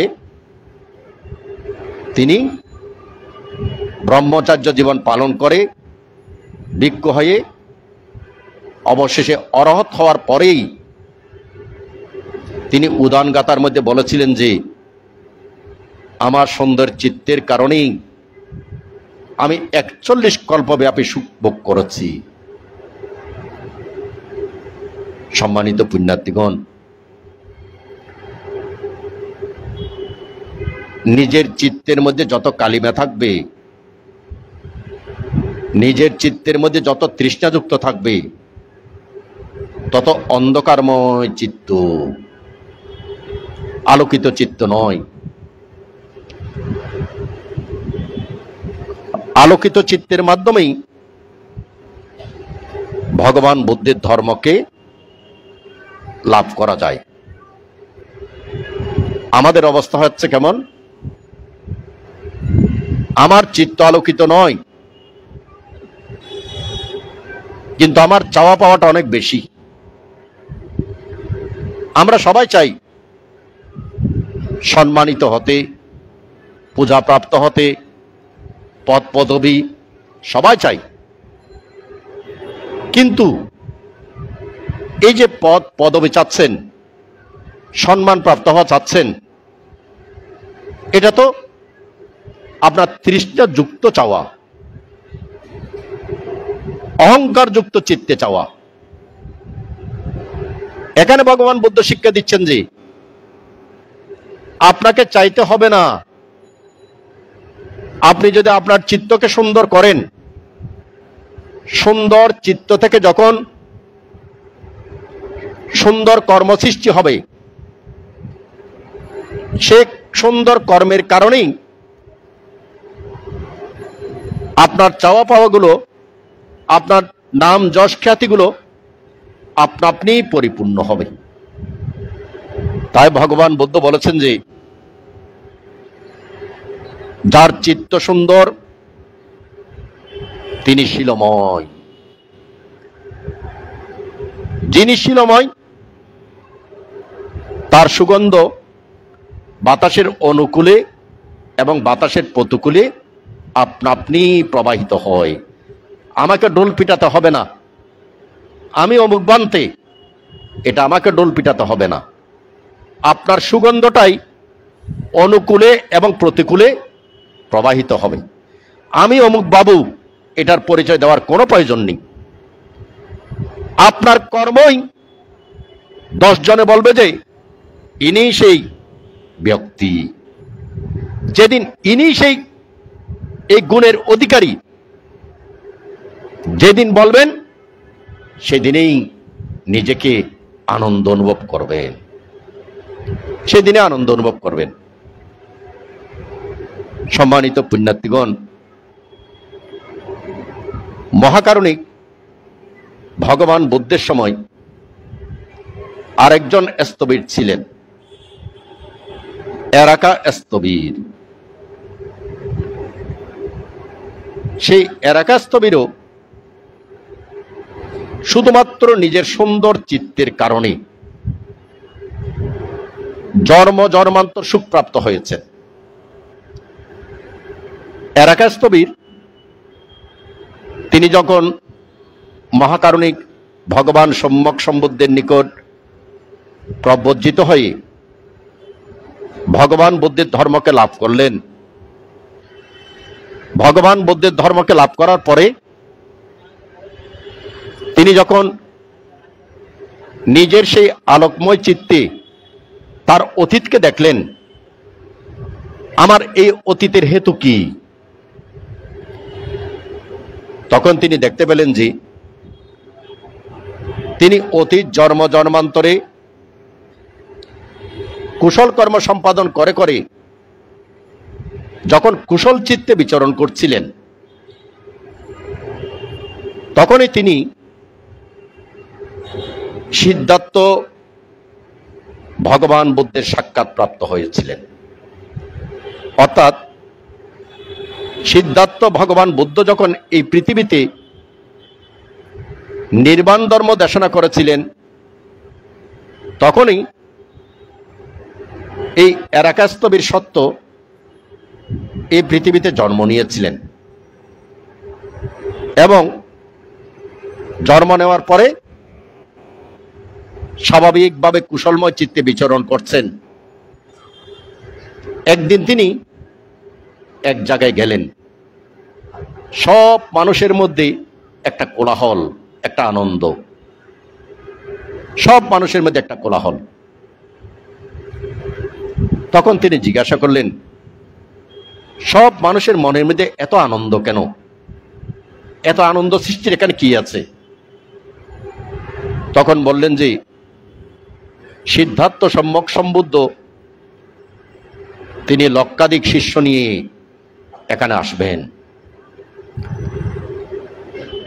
যখনই সিদ্ধার্থ সম্যক সম্বুদ্ধের শব্দটা শুনলেন, তখন তার মনের মধ্যে উৎপন্ন হলো যে আমার হাতের মধ্যে তো দান করার মতো কিছু নেই, আমার হাতে কোনো দানীয় বস্তু নেই, কিন্তু আমাকে তো পুণ্য করতে হবে। তখন তিনি নিজে নিজেই চিন্তা করলেন যে কোন রাস্তা দিয়ে সিদ্ধার্থ সম্যক সম্বুদ্ধ আসবেন। তখন সেই রাস্তার মধ্যে তিনি কি করলেন, রাস্তাটাকে পরিষ্কার করে দিলেন। যতটুকু রাস্তা পরিষ্কার করলেন, এর মধ্যে সিদ্ধার্থ সম্যক সম্বুদ্ধ লক্ষাধিক শিষ্য নিয়ে আসছেন। তিনি একটু দূরে অবস্থান করছেন। দূরে অবস্থান করে। সিদ্ধার্থ সম্যক সম্বুদ্ধ যে জায়গাটাকে, যে রাস্তাটাকে তিনি পরিষ্কার করেছেন, সেই রাস্তা দিয়ে যখন সিদ্ধার্থ সম্যক সম্বুদ্ধ এবং লক্ষাধিক ভিক্ষু সংঘ যখন অগ্রসর হচ্ছে, তখন ওনার পুরো শরীরের মধ্যে একটা শিহরণ জাগ্রত হলো। কেন? আমি যে রাস্তাটা পরিষ্কার করে দিয়েছি, ভগবান বুদ্ধ তার পবিত্র পদস্পর্শে সেই রাস্তাটা অতিক্রম করছেন। তখন তিনি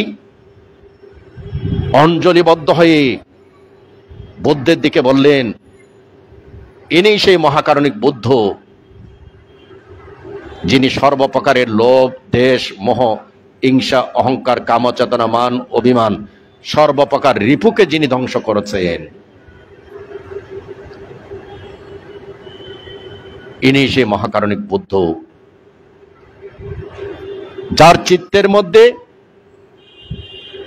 কোন রকমের আসব নেই, কোন রকমের ক্লেশা নেই, কোন রকমের দুশ্চিন্তা নেই। ইনি সেই মহাকারণিক বুদ্ধ, যিনি সত্যগণকে রক্ষা করে করে চলেছেন। সেই মহাকারণিক বুদ্ধের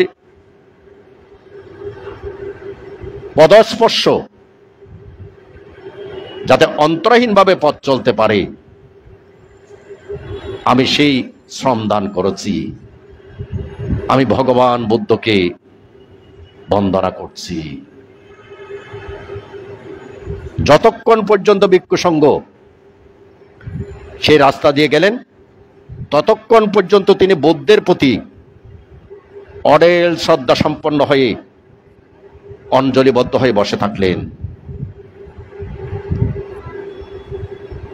এবং তার চিত্তের মধ্যে যেন বুদ্ধের আলো প্রতিফলিত হচ্ছে।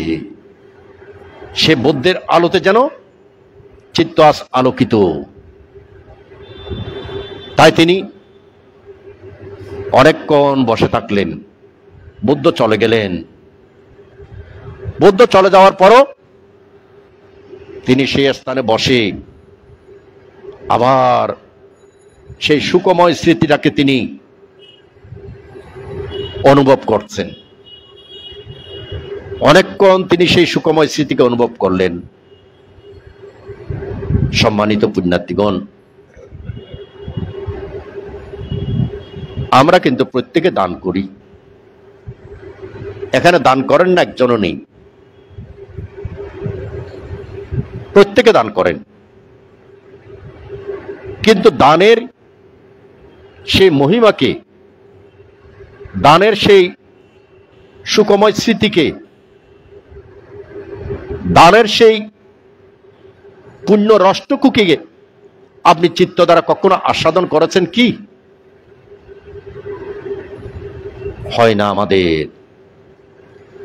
আমরা বলি দান উত্তম কঠিন শিবর দান। একটু চিন্তা করে দেখেন, কাকে দান করতে এসেছেন? ভগবান বুদ্ধের সেই শ্রেষ্ঠ পুণ্যক্ষেত্র সংঘকে দান করতে এসেছেন। আপনার সামনে কোন সংঘ বসে আছে সেটা বিবেচ্য নয়। ভগবান বুদ্ধের সেই ত্রিকালের সংঘকে আপনি দান করতে এসেছেন। ত্রিকালের সংঘের মধ্যে ভগবান বুদ্ধ নিজেও আছেন। কারণ মাকে যখন বলেছিলেন, মহাপ্রজাপতি গৌতমীকে যখন বলেছিলেন যে এই চিবর সংঘকে দান করেন, সংঘের মধ্যে আমিও আছি, আমিও আছি। তাহলে আপনারা কিন্তু দান করছেন। এ চা সংজ্ঞাতীতা চা এ চা সংজ্ঞানাগতা পাচু পান্নাচ্চা এই সংজ্ঞা আহং বন্দামি সভ্যদা। তাহলে আপনি যখন সংঘকে বন্দনা করছেন, এখানে শুধুমাত্র আমরা পাঁচজন এই সংঘকে বন্দনা করছেন না, কিন্তু আপনি সংঘ বন্দনার মধ্যেই ইনক্লুডিং আছে এ চা সংজ্ঞাতীতা চা এ চা সংজ্ঞানাগতা পাচু পান্নাচ্চা এই সংজ্ঞা আহং বন্দামি সভ্যদা। ত্রিকালের সংঘকে আমি বন্দনা করছি, ত্রিকালের সংঘকে আমি দান করছি। তাহলে ত্রিকালের সংঘের মধ্যে তো ভগবান বুদ্ধ আছেন।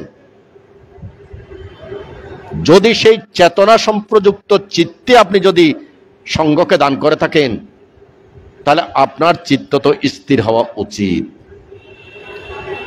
দান করার সময় কি আপনাদের চিত্তগুলো স্থির থাকে? সত্যিকার অর্থ কি স্থির থাকে? দান করার সময় কি আপনি সেই চিত্ত নিয়ে সুপাটিপন্ন ভাগবত শাবক সঙ্গ, সুপ্রতিপন্ন,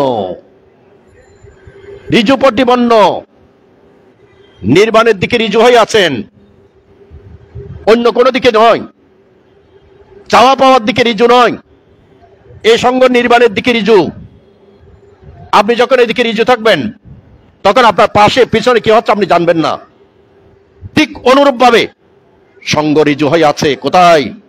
নির্বাণের দিকে। সঙ্গ ঋজু হয়ে আছে কোন দিকে? ভগবান বুদ্ধের নির্বাণ পদায়ী ধর্মের দিকে। তাহলে আপনি মুখে বলছেন সুপাটিপন্ন ভাগবত শাবক সঙ্গ, উজুপাটিপন্ন ভাগবত শাবক সঙ্গ, ইয়া পাটিপন্ন ভাগবত শাবক সঙ্গ, স্বামীজি পাটিপন্ন ভাগবত শাবক সঙ্গ। তারপর কি বলছেন? ইয়াদিদাং চাত্তারি পুরিসা ইয়োগানি, 8টা পুরিসা পুগ্গালা। 8টা পুরিসা পুগ্গালা তো বুঝেন নাকি? ভালো করে চিন্তা করবেন। তাহলে সেই সঙ্গকে যদি আপনি সত্যিকার অর্থে এই চিত্তটা দিয়ে যদি দান করেন, তাহলে আমাদের জীবনে পরিবর্তন আসবেই, সুখ আসবেই। কর্মই আপনাকে সুখ দেবে, কর্মই আপনাকে রক্ষা দেবে। বর্তমান যে অবস্থা শুরু হয়েছে, এই অবস্থা কিন্তু এখানে থামবে না, মনে রাখবেন। এই অবস্থা এখানে থামার কোনো রকমের সম্ভাবনা নেই। তাহলে আমি রাজনৈতিক আলোকে বলছি না, আমি ভগবান বুদ্ধের ধর্মের আলোকে বলছি। ভগবান বুদ্ধের ধর্মের আলোকে বলছি কেন? পশ্চাতে বৌদ্ধ শাসন যত যাবে, তত মানুষের মধ্যে কি বাড়বে? কি বাড়বে? লোভ বাড়বে, লোভ লোভ, তৃষ্ণা বাড়বে, চাওয়া পাওয়া বাড়বে। মানুষের ভেতর লোভ বাড়লে, চাওয়া পাওয়া বাড়লে কি সৃষ্টি হবে? অমৈত্রী সৃষ্টি হবে নাকি মৈত্রী সৃষ্টি হবে? অমৈত্রী সৃষ্টি হবে। অমৈত্রী সৃষ্টি হলে কি আসবে? শান্তাত্তারা কাপ্পা, অস্ত্রের আগতে মানুষ মরবে। এই যে এখন কোনো বিচার টিচার ছাড়া কোনো মানুষ মরলে কোনো কিছু নাই। এটা শান্তাত্তারা কাপ্পার একটা পূর্ব লক্ষণ। আমি রাজনৈতিক আলোকে বলছি না, এটা ভগবান বুদ্ধের যে বলেছেন সে আলোকে বলছি। অস্ত্রের আগতে মানুষ মরে যাবে, কোনো বিচার টিচার অমুক সমুক না, মানুষ মেরে ফেলতে কোনো দ্বিধাবোধ করবে না। শান্তাত্তারা কাপ্পা, রোগান্তারা কাপ্পা। কিছুদিন আগে করোনা গেল, 2, 4, 5, 10 বছর পর আবার কি আসে দেখেন। ডেঙ্গু তো আছেই। তাইলে নতুন নতুন রোগের আবির্ভাব হবে। আমাদের শরীরের মধ্যে অসংখ্য ভাইরাস, এই ভাইরাসগুলো দিনকে দিন কিন্তু কি হচ্ছে? ভয়ঙ্কর হচ্ছে। কিন্তু ওই ভাইরাস থেকেই অনেক নতুন নতুন রোগের সৃষ্টি হবে। তাহলে অস্ত্রের আঘাতে মানুষ মরবে, বিভিন্ন নতুন নতুন রোগের সৃষ্টিতে মানুষ মরবে, তারপর মরবে কিসে? অভাব অনটনে মানুষ মরবে। ভগবান বুদ্ধই বলেছেন যে এই সময়টা আসছে। বৌদ্ধ শাসন যত পশ্চাতে যাবে, তত মানুষের মধ্যে লোভ, চাওয়া পাওয়া, তৃষ্ণা বাড়বে। এই লোভ, চাওয়া পাওয়া, তৃষ্ণার কারণে কি সৃষ্টি হবে? অমৈত্রী সৃষ্টি হবে। এই একটা জায়গায় নিজের মনকে নোট করেন। কি সৃষ্টি হবে? অমৈত্রী সৃষ্টি হবে। যত অমৈত্রী সৃষ্টি হবে, তত সংঘাত বাড়বে। তাহলে ভগবান বুদ্ধই বলেছেন। কিন্তু পাশাপাশি এও মনে রাখবেন, বৌদ্ধ শাসন 2568 বছর চলছে, যে এখনো বৌদ্ধ শাসন 2400 32 বছর বাকি আছে। 2432 বছর আগে কখনো কোনোদিন বৌদ্ধ শাসন শেষ হতে পারে না। বরং এটা জেনে রাখেন, এই 2432 বছরের মধ্যে বৌদ্ধ শাসন শুধু নিচের দিকে যাবে সেরকম নয়, বৌদ্ধ শাসন আবার উপরের দিকে উঠবে। উপরের দিকে অবশ্যই উঠবে, কোনো না কোনো কারণকে ভিত্তি করেই উপরের দিকে উঠবে, কোনো না কোনো মহাসত্যকে ভিত্তি করেই উপরের দিকে উঠবে। কেন বলছি? মহাকারণিক কাশ্যপ সম্যক সম্বুদ্ধের সময়ও বৌদ্ধ শাসন যখন অর্ধেক অতিক্রম হয়েছিল, তখন মানুষের মধ্যে ধর্মচর্চাটা কমে গিয়েছিল। এখন কিন্তু আমাদের ভিতরে ধর্মচর্চা কম, আমাদের ভিতরে সুন্দর বিহার চর্চা বেশি। যে বাস্তবিক অর্থে বিহার সুন্দর আছে ঠিক, কিন্তু ধর্মচর্চা নাই। ধর্মচর্চা না থাকলে শুধুমাত্র ইট পাথরের তৈরি এই বিহার দিয়ে বৌদ্ধ শাসন রক্ষা হবে, এটা অসম্ভব ব্যাপার। এটা কোনোদিনও সম্ভব নয়, কোনোদিনও সম্ভব নয় এটা। ঠিক অনুরূপভাবে কাশ্যপ সম্যক সম্বুদ্ধের সময়ও ধর্মচর্চাটা কমে গিয়েছিল। স্বর্গের মধ্যে দেবলোকের দেবতার সংখ্যা কমে গিয়েছে। সুধর্ম সভাতে দেবরাজ শক্কর দেখলো যে দিনকে দিন দেবতার সংখ্যা কমছে কেন।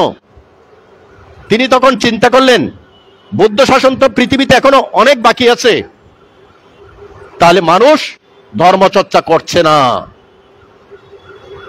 তখন দেবরাজ শক্কর নিজেই মানুষ যাতে ধর্মচর্চা করে সেরকম চেতনা সৃষ্টি করেছিল। এগুলো কোনো গল্প নয়, এগুলো আমি ত্রিপিটক থেকেই বলছি, ত্রিপিটক থেকে বলছি। তাই বলছি যে যেহেতু বৌদ্ধ শাসন এখনো পর্যন্ত 2432 বছর আছে, বৌদ্ধ শাসন এখানেই শুধুমাত্র নামতে থাকবে, নামতে থাকবে, আমরা শেষ হয়ে যাব, এটা কোনোদিনও হবে না, কোনোদিনও হবে না।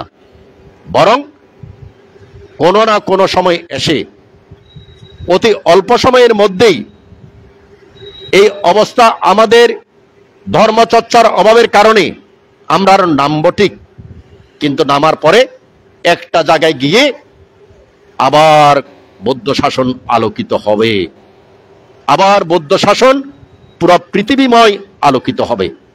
সেই দিন খুব একটা বেশি দূরে নয়, কারণ ত্রিপিটকের ব্যাখ্যা অনুসারে এটা 2500 বছরের পার হওয়ার পরে এই ঘটনাগুলো ঘটে।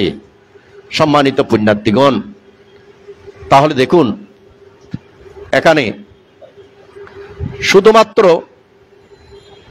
আমাদের সুন্দর চিত্তের মাধ্যমে, সুন্দর মনের মাধ্যমেই আমরা কিন্তু ধর্মকে লাভ করতে পারি। আমি কোন জায়গা থেকে গিয়েছি?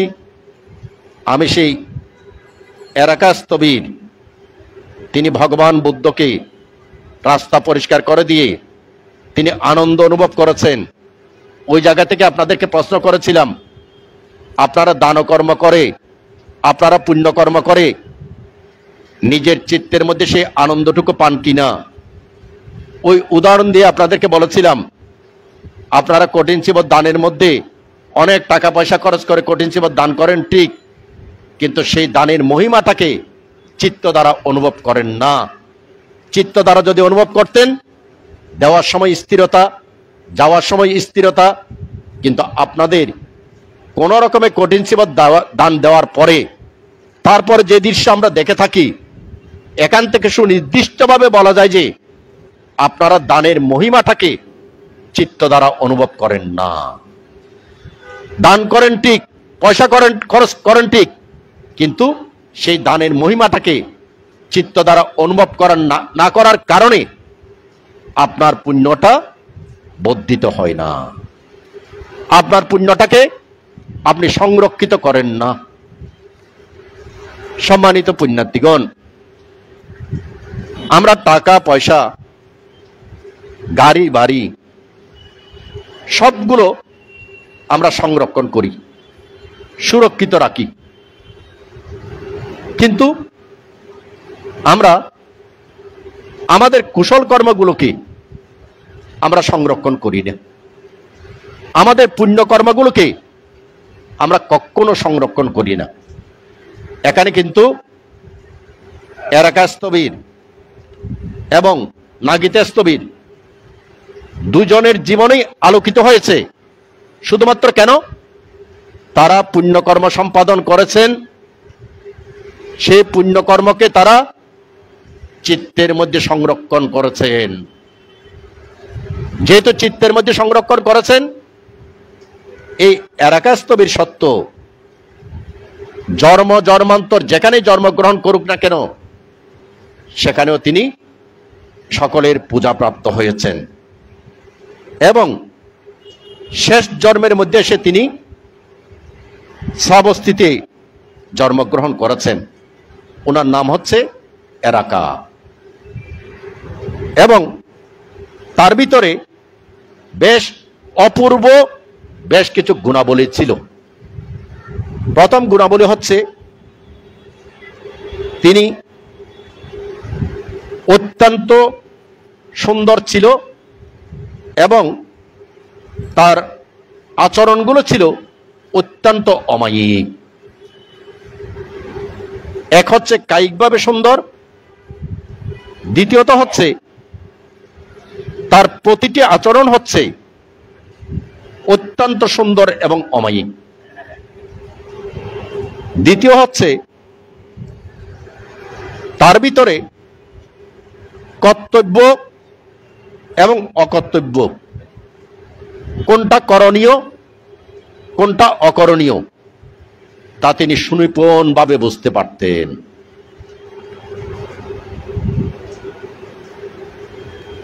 এই ক্ষেত্রে তিনি এই গুণগুলো কেন পেয়েছেন?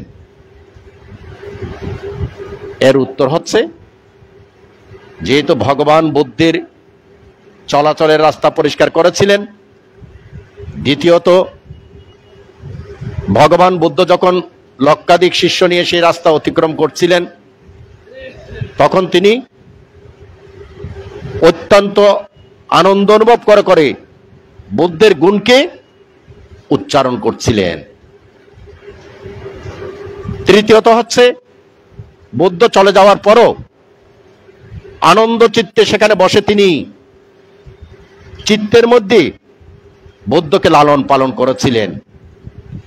এই তিনটা কারণে এই এরাকাস্তবীর শুধুমাত্র শেষ জন্মের মধ্যে নয়, প্রতিটা জন্মের মধ্যে ছিল তিনি তার দেবলোকে জন্মগ্রহণ করলেও তিনি ছিলেন অপূর্ব, মনুষ্যলোকে জন্মগ্রহণ করলেও তিনি ছিলেন অপূর্ব এবং প্রতিটা জন্মের মধ্যে ওনার ব্যবহার ছিল অনেক নমনীয়, কমনীয়।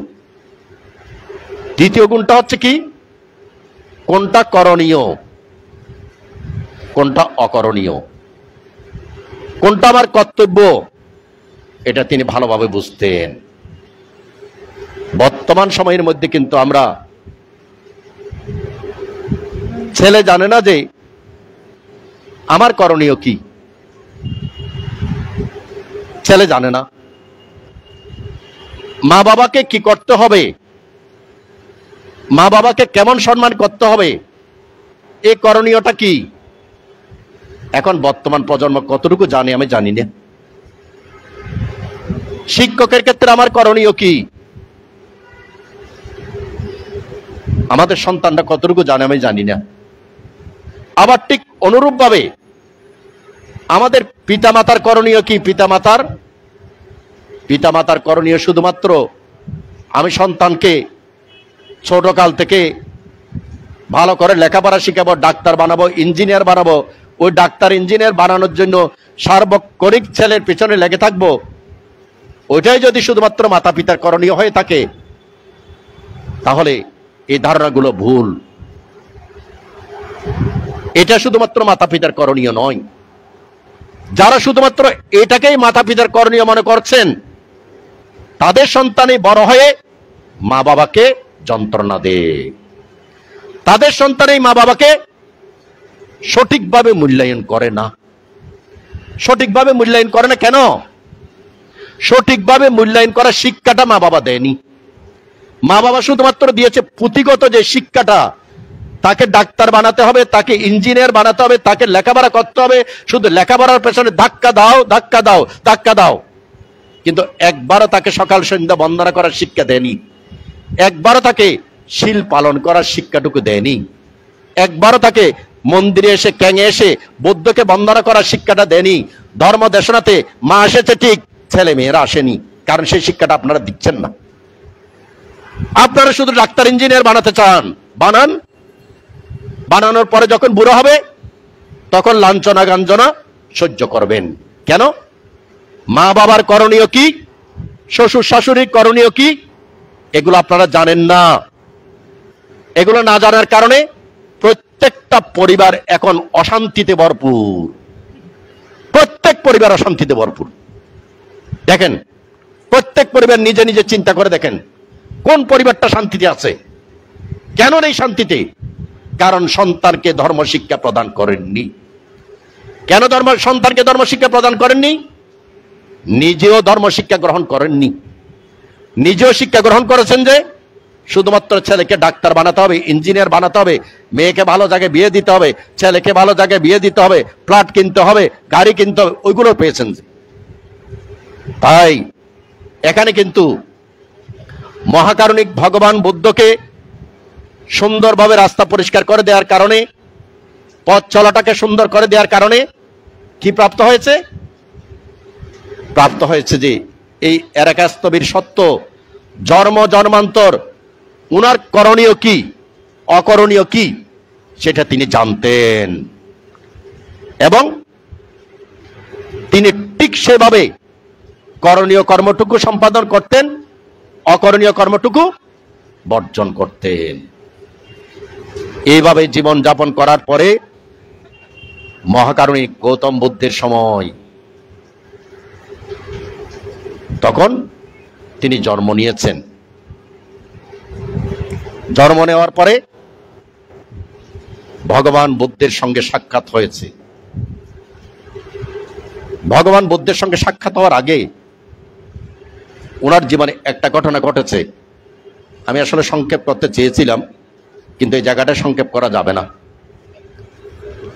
ঘটনাটা হচ্ছে কি, এই এরাকা যখন প্রাপ্তবয়স্ক হয়েছে তখন মা বাবা তাকে সুন্দর মেয়ে দেখে তাকে বিয়ে করিয়েছেন। সুন্দরভাবে সংসার চলছিল।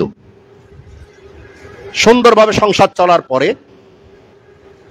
একদিন সেই এলাকার মনের মধ্যে একটা প্রশ্ন উদিত হলো। সেই প্রশ্নটা হচ্ছে কি, নিজের রূপকে নিজে দেখে তখন তার মনের মধ্যে উৎপন্ন হলো যে আমার এই রূপ অসুচিতে পরিপূর্ণ। দ্বিতীয়ত, নিজের রূপটাকে নিজে দর্শন করে আমার এই রূপ প্রতিনিয়ত অনিত্যধর্মী, অর্থাৎ প্রতিনিয়ত আমার এই রূপ জরার দিকে, ব্যাধির দিকে, মৃত্যুর দিকে যাচ্ছে। এবং নিজের রূপ দর্শন করে নিজের অসুচি ছাড়া আর কিছু দেখছেন না। নিজের রূপটা দর্শন করে তিনি নিজের ভিতরে অনিত্যতাকে দর্শন করেছেন।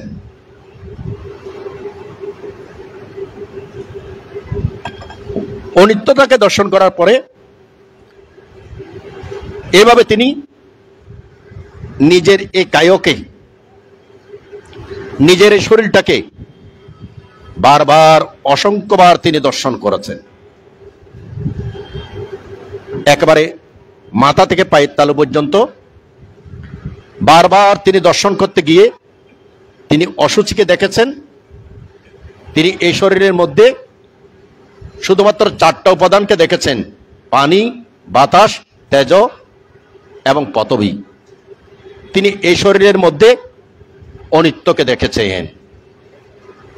এই 3টা জিনিস দেখার পরে তখন উনি নিজের স্ত্রীকে যখন দর্শন করেন, স্ত্রীর মধ্যেও তিনি আর কোনো সৌন্দর্যকে দেখতে পাচ্ছেন না।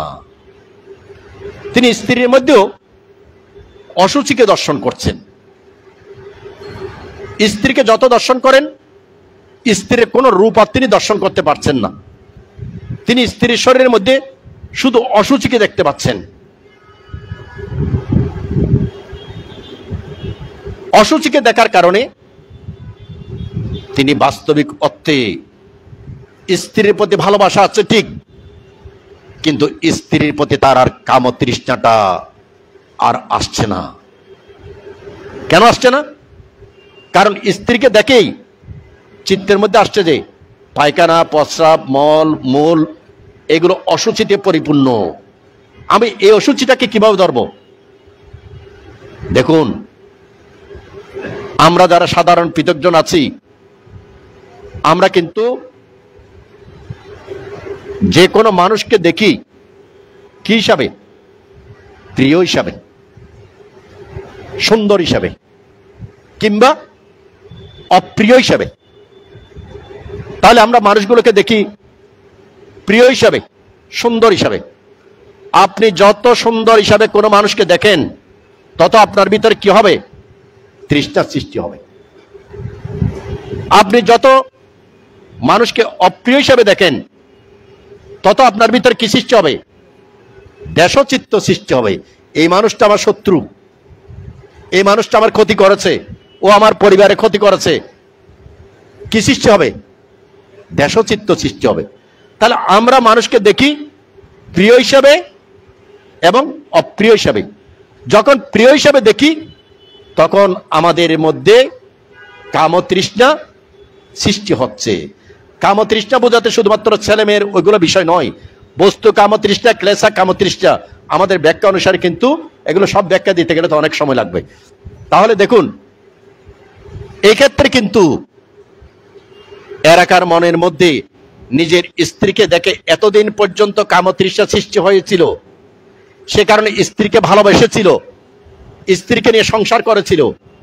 এখন কিন্তু স্ত্রীকে দেখার পরে তার ভিতরে অসুচিতে পরিপূর্ণ, পায়খানা প্রস্রাবে পরিপূর্ণ, মলমূত্রে পরিপূর্ণ, কফে পরিপূর্ণ, অসুচিতে পরিপূর্ণ। এবং স্ত্রীর ভিতরে তিনি দেখতে পাচ্ছেন কঙ্কাল। স্ত্রীর ভিতরে তিনি দেখতে পাচ্ছেন শুধুমাত্র পানি, বাতাস, তেজ এবং পতবী। তখন তিনি আর সংসার করতে পারছেন না। তখন স্ত্রীকে তিনি বলেই দিলেন, আমি আর পারছি না, আমাকে তুমি মুক্তি দাও, অনুমতি দাও। আমার যা কিছু আছে সব তোমাকে দিয়ে গেলাম, তুমি ভোগ করো, কিংবা তুমি নতুন ভাবে সংসার করে নাও, কিন্তু সব কিছুর বিনিময়ে আমাকে তুমি অনুমতি দাও। আমি আর পারছি না, এই অসুচির মধ্যে বসবাস করতে আমি আর পারছি না। আর আমরা এই অসুচিটাকে সুন্দর বলে মনে করে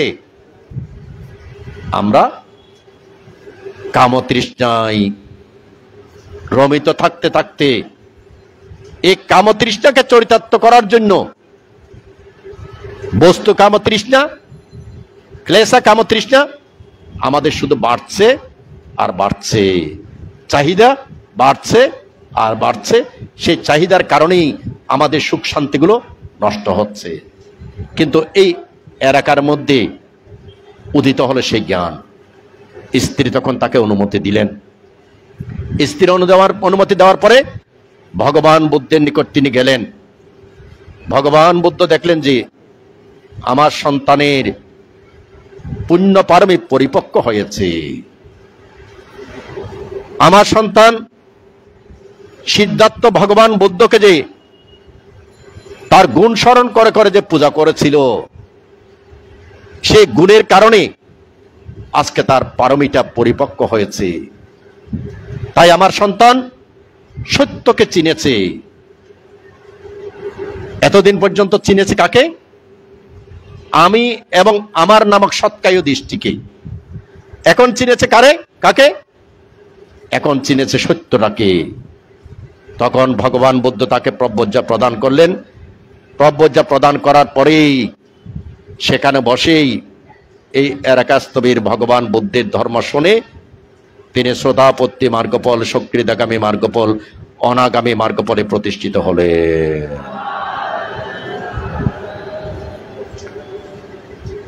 সম্মানিত পুণ্যার্থীগণ,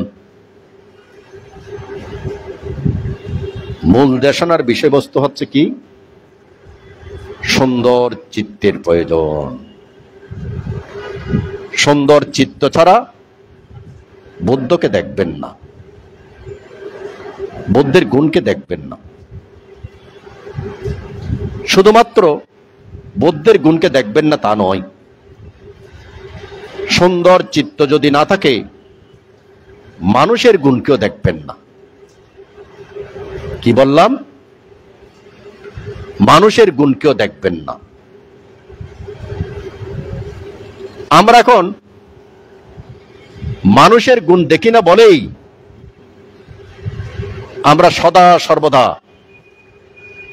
একে অপরের সমালোচনায় ব্যস্ত। আমাদের মনের ভিতরে শুধু মানুষের দোষই দেখি আমরা, মানুষের কোনো গুণই দেখি না আমরা।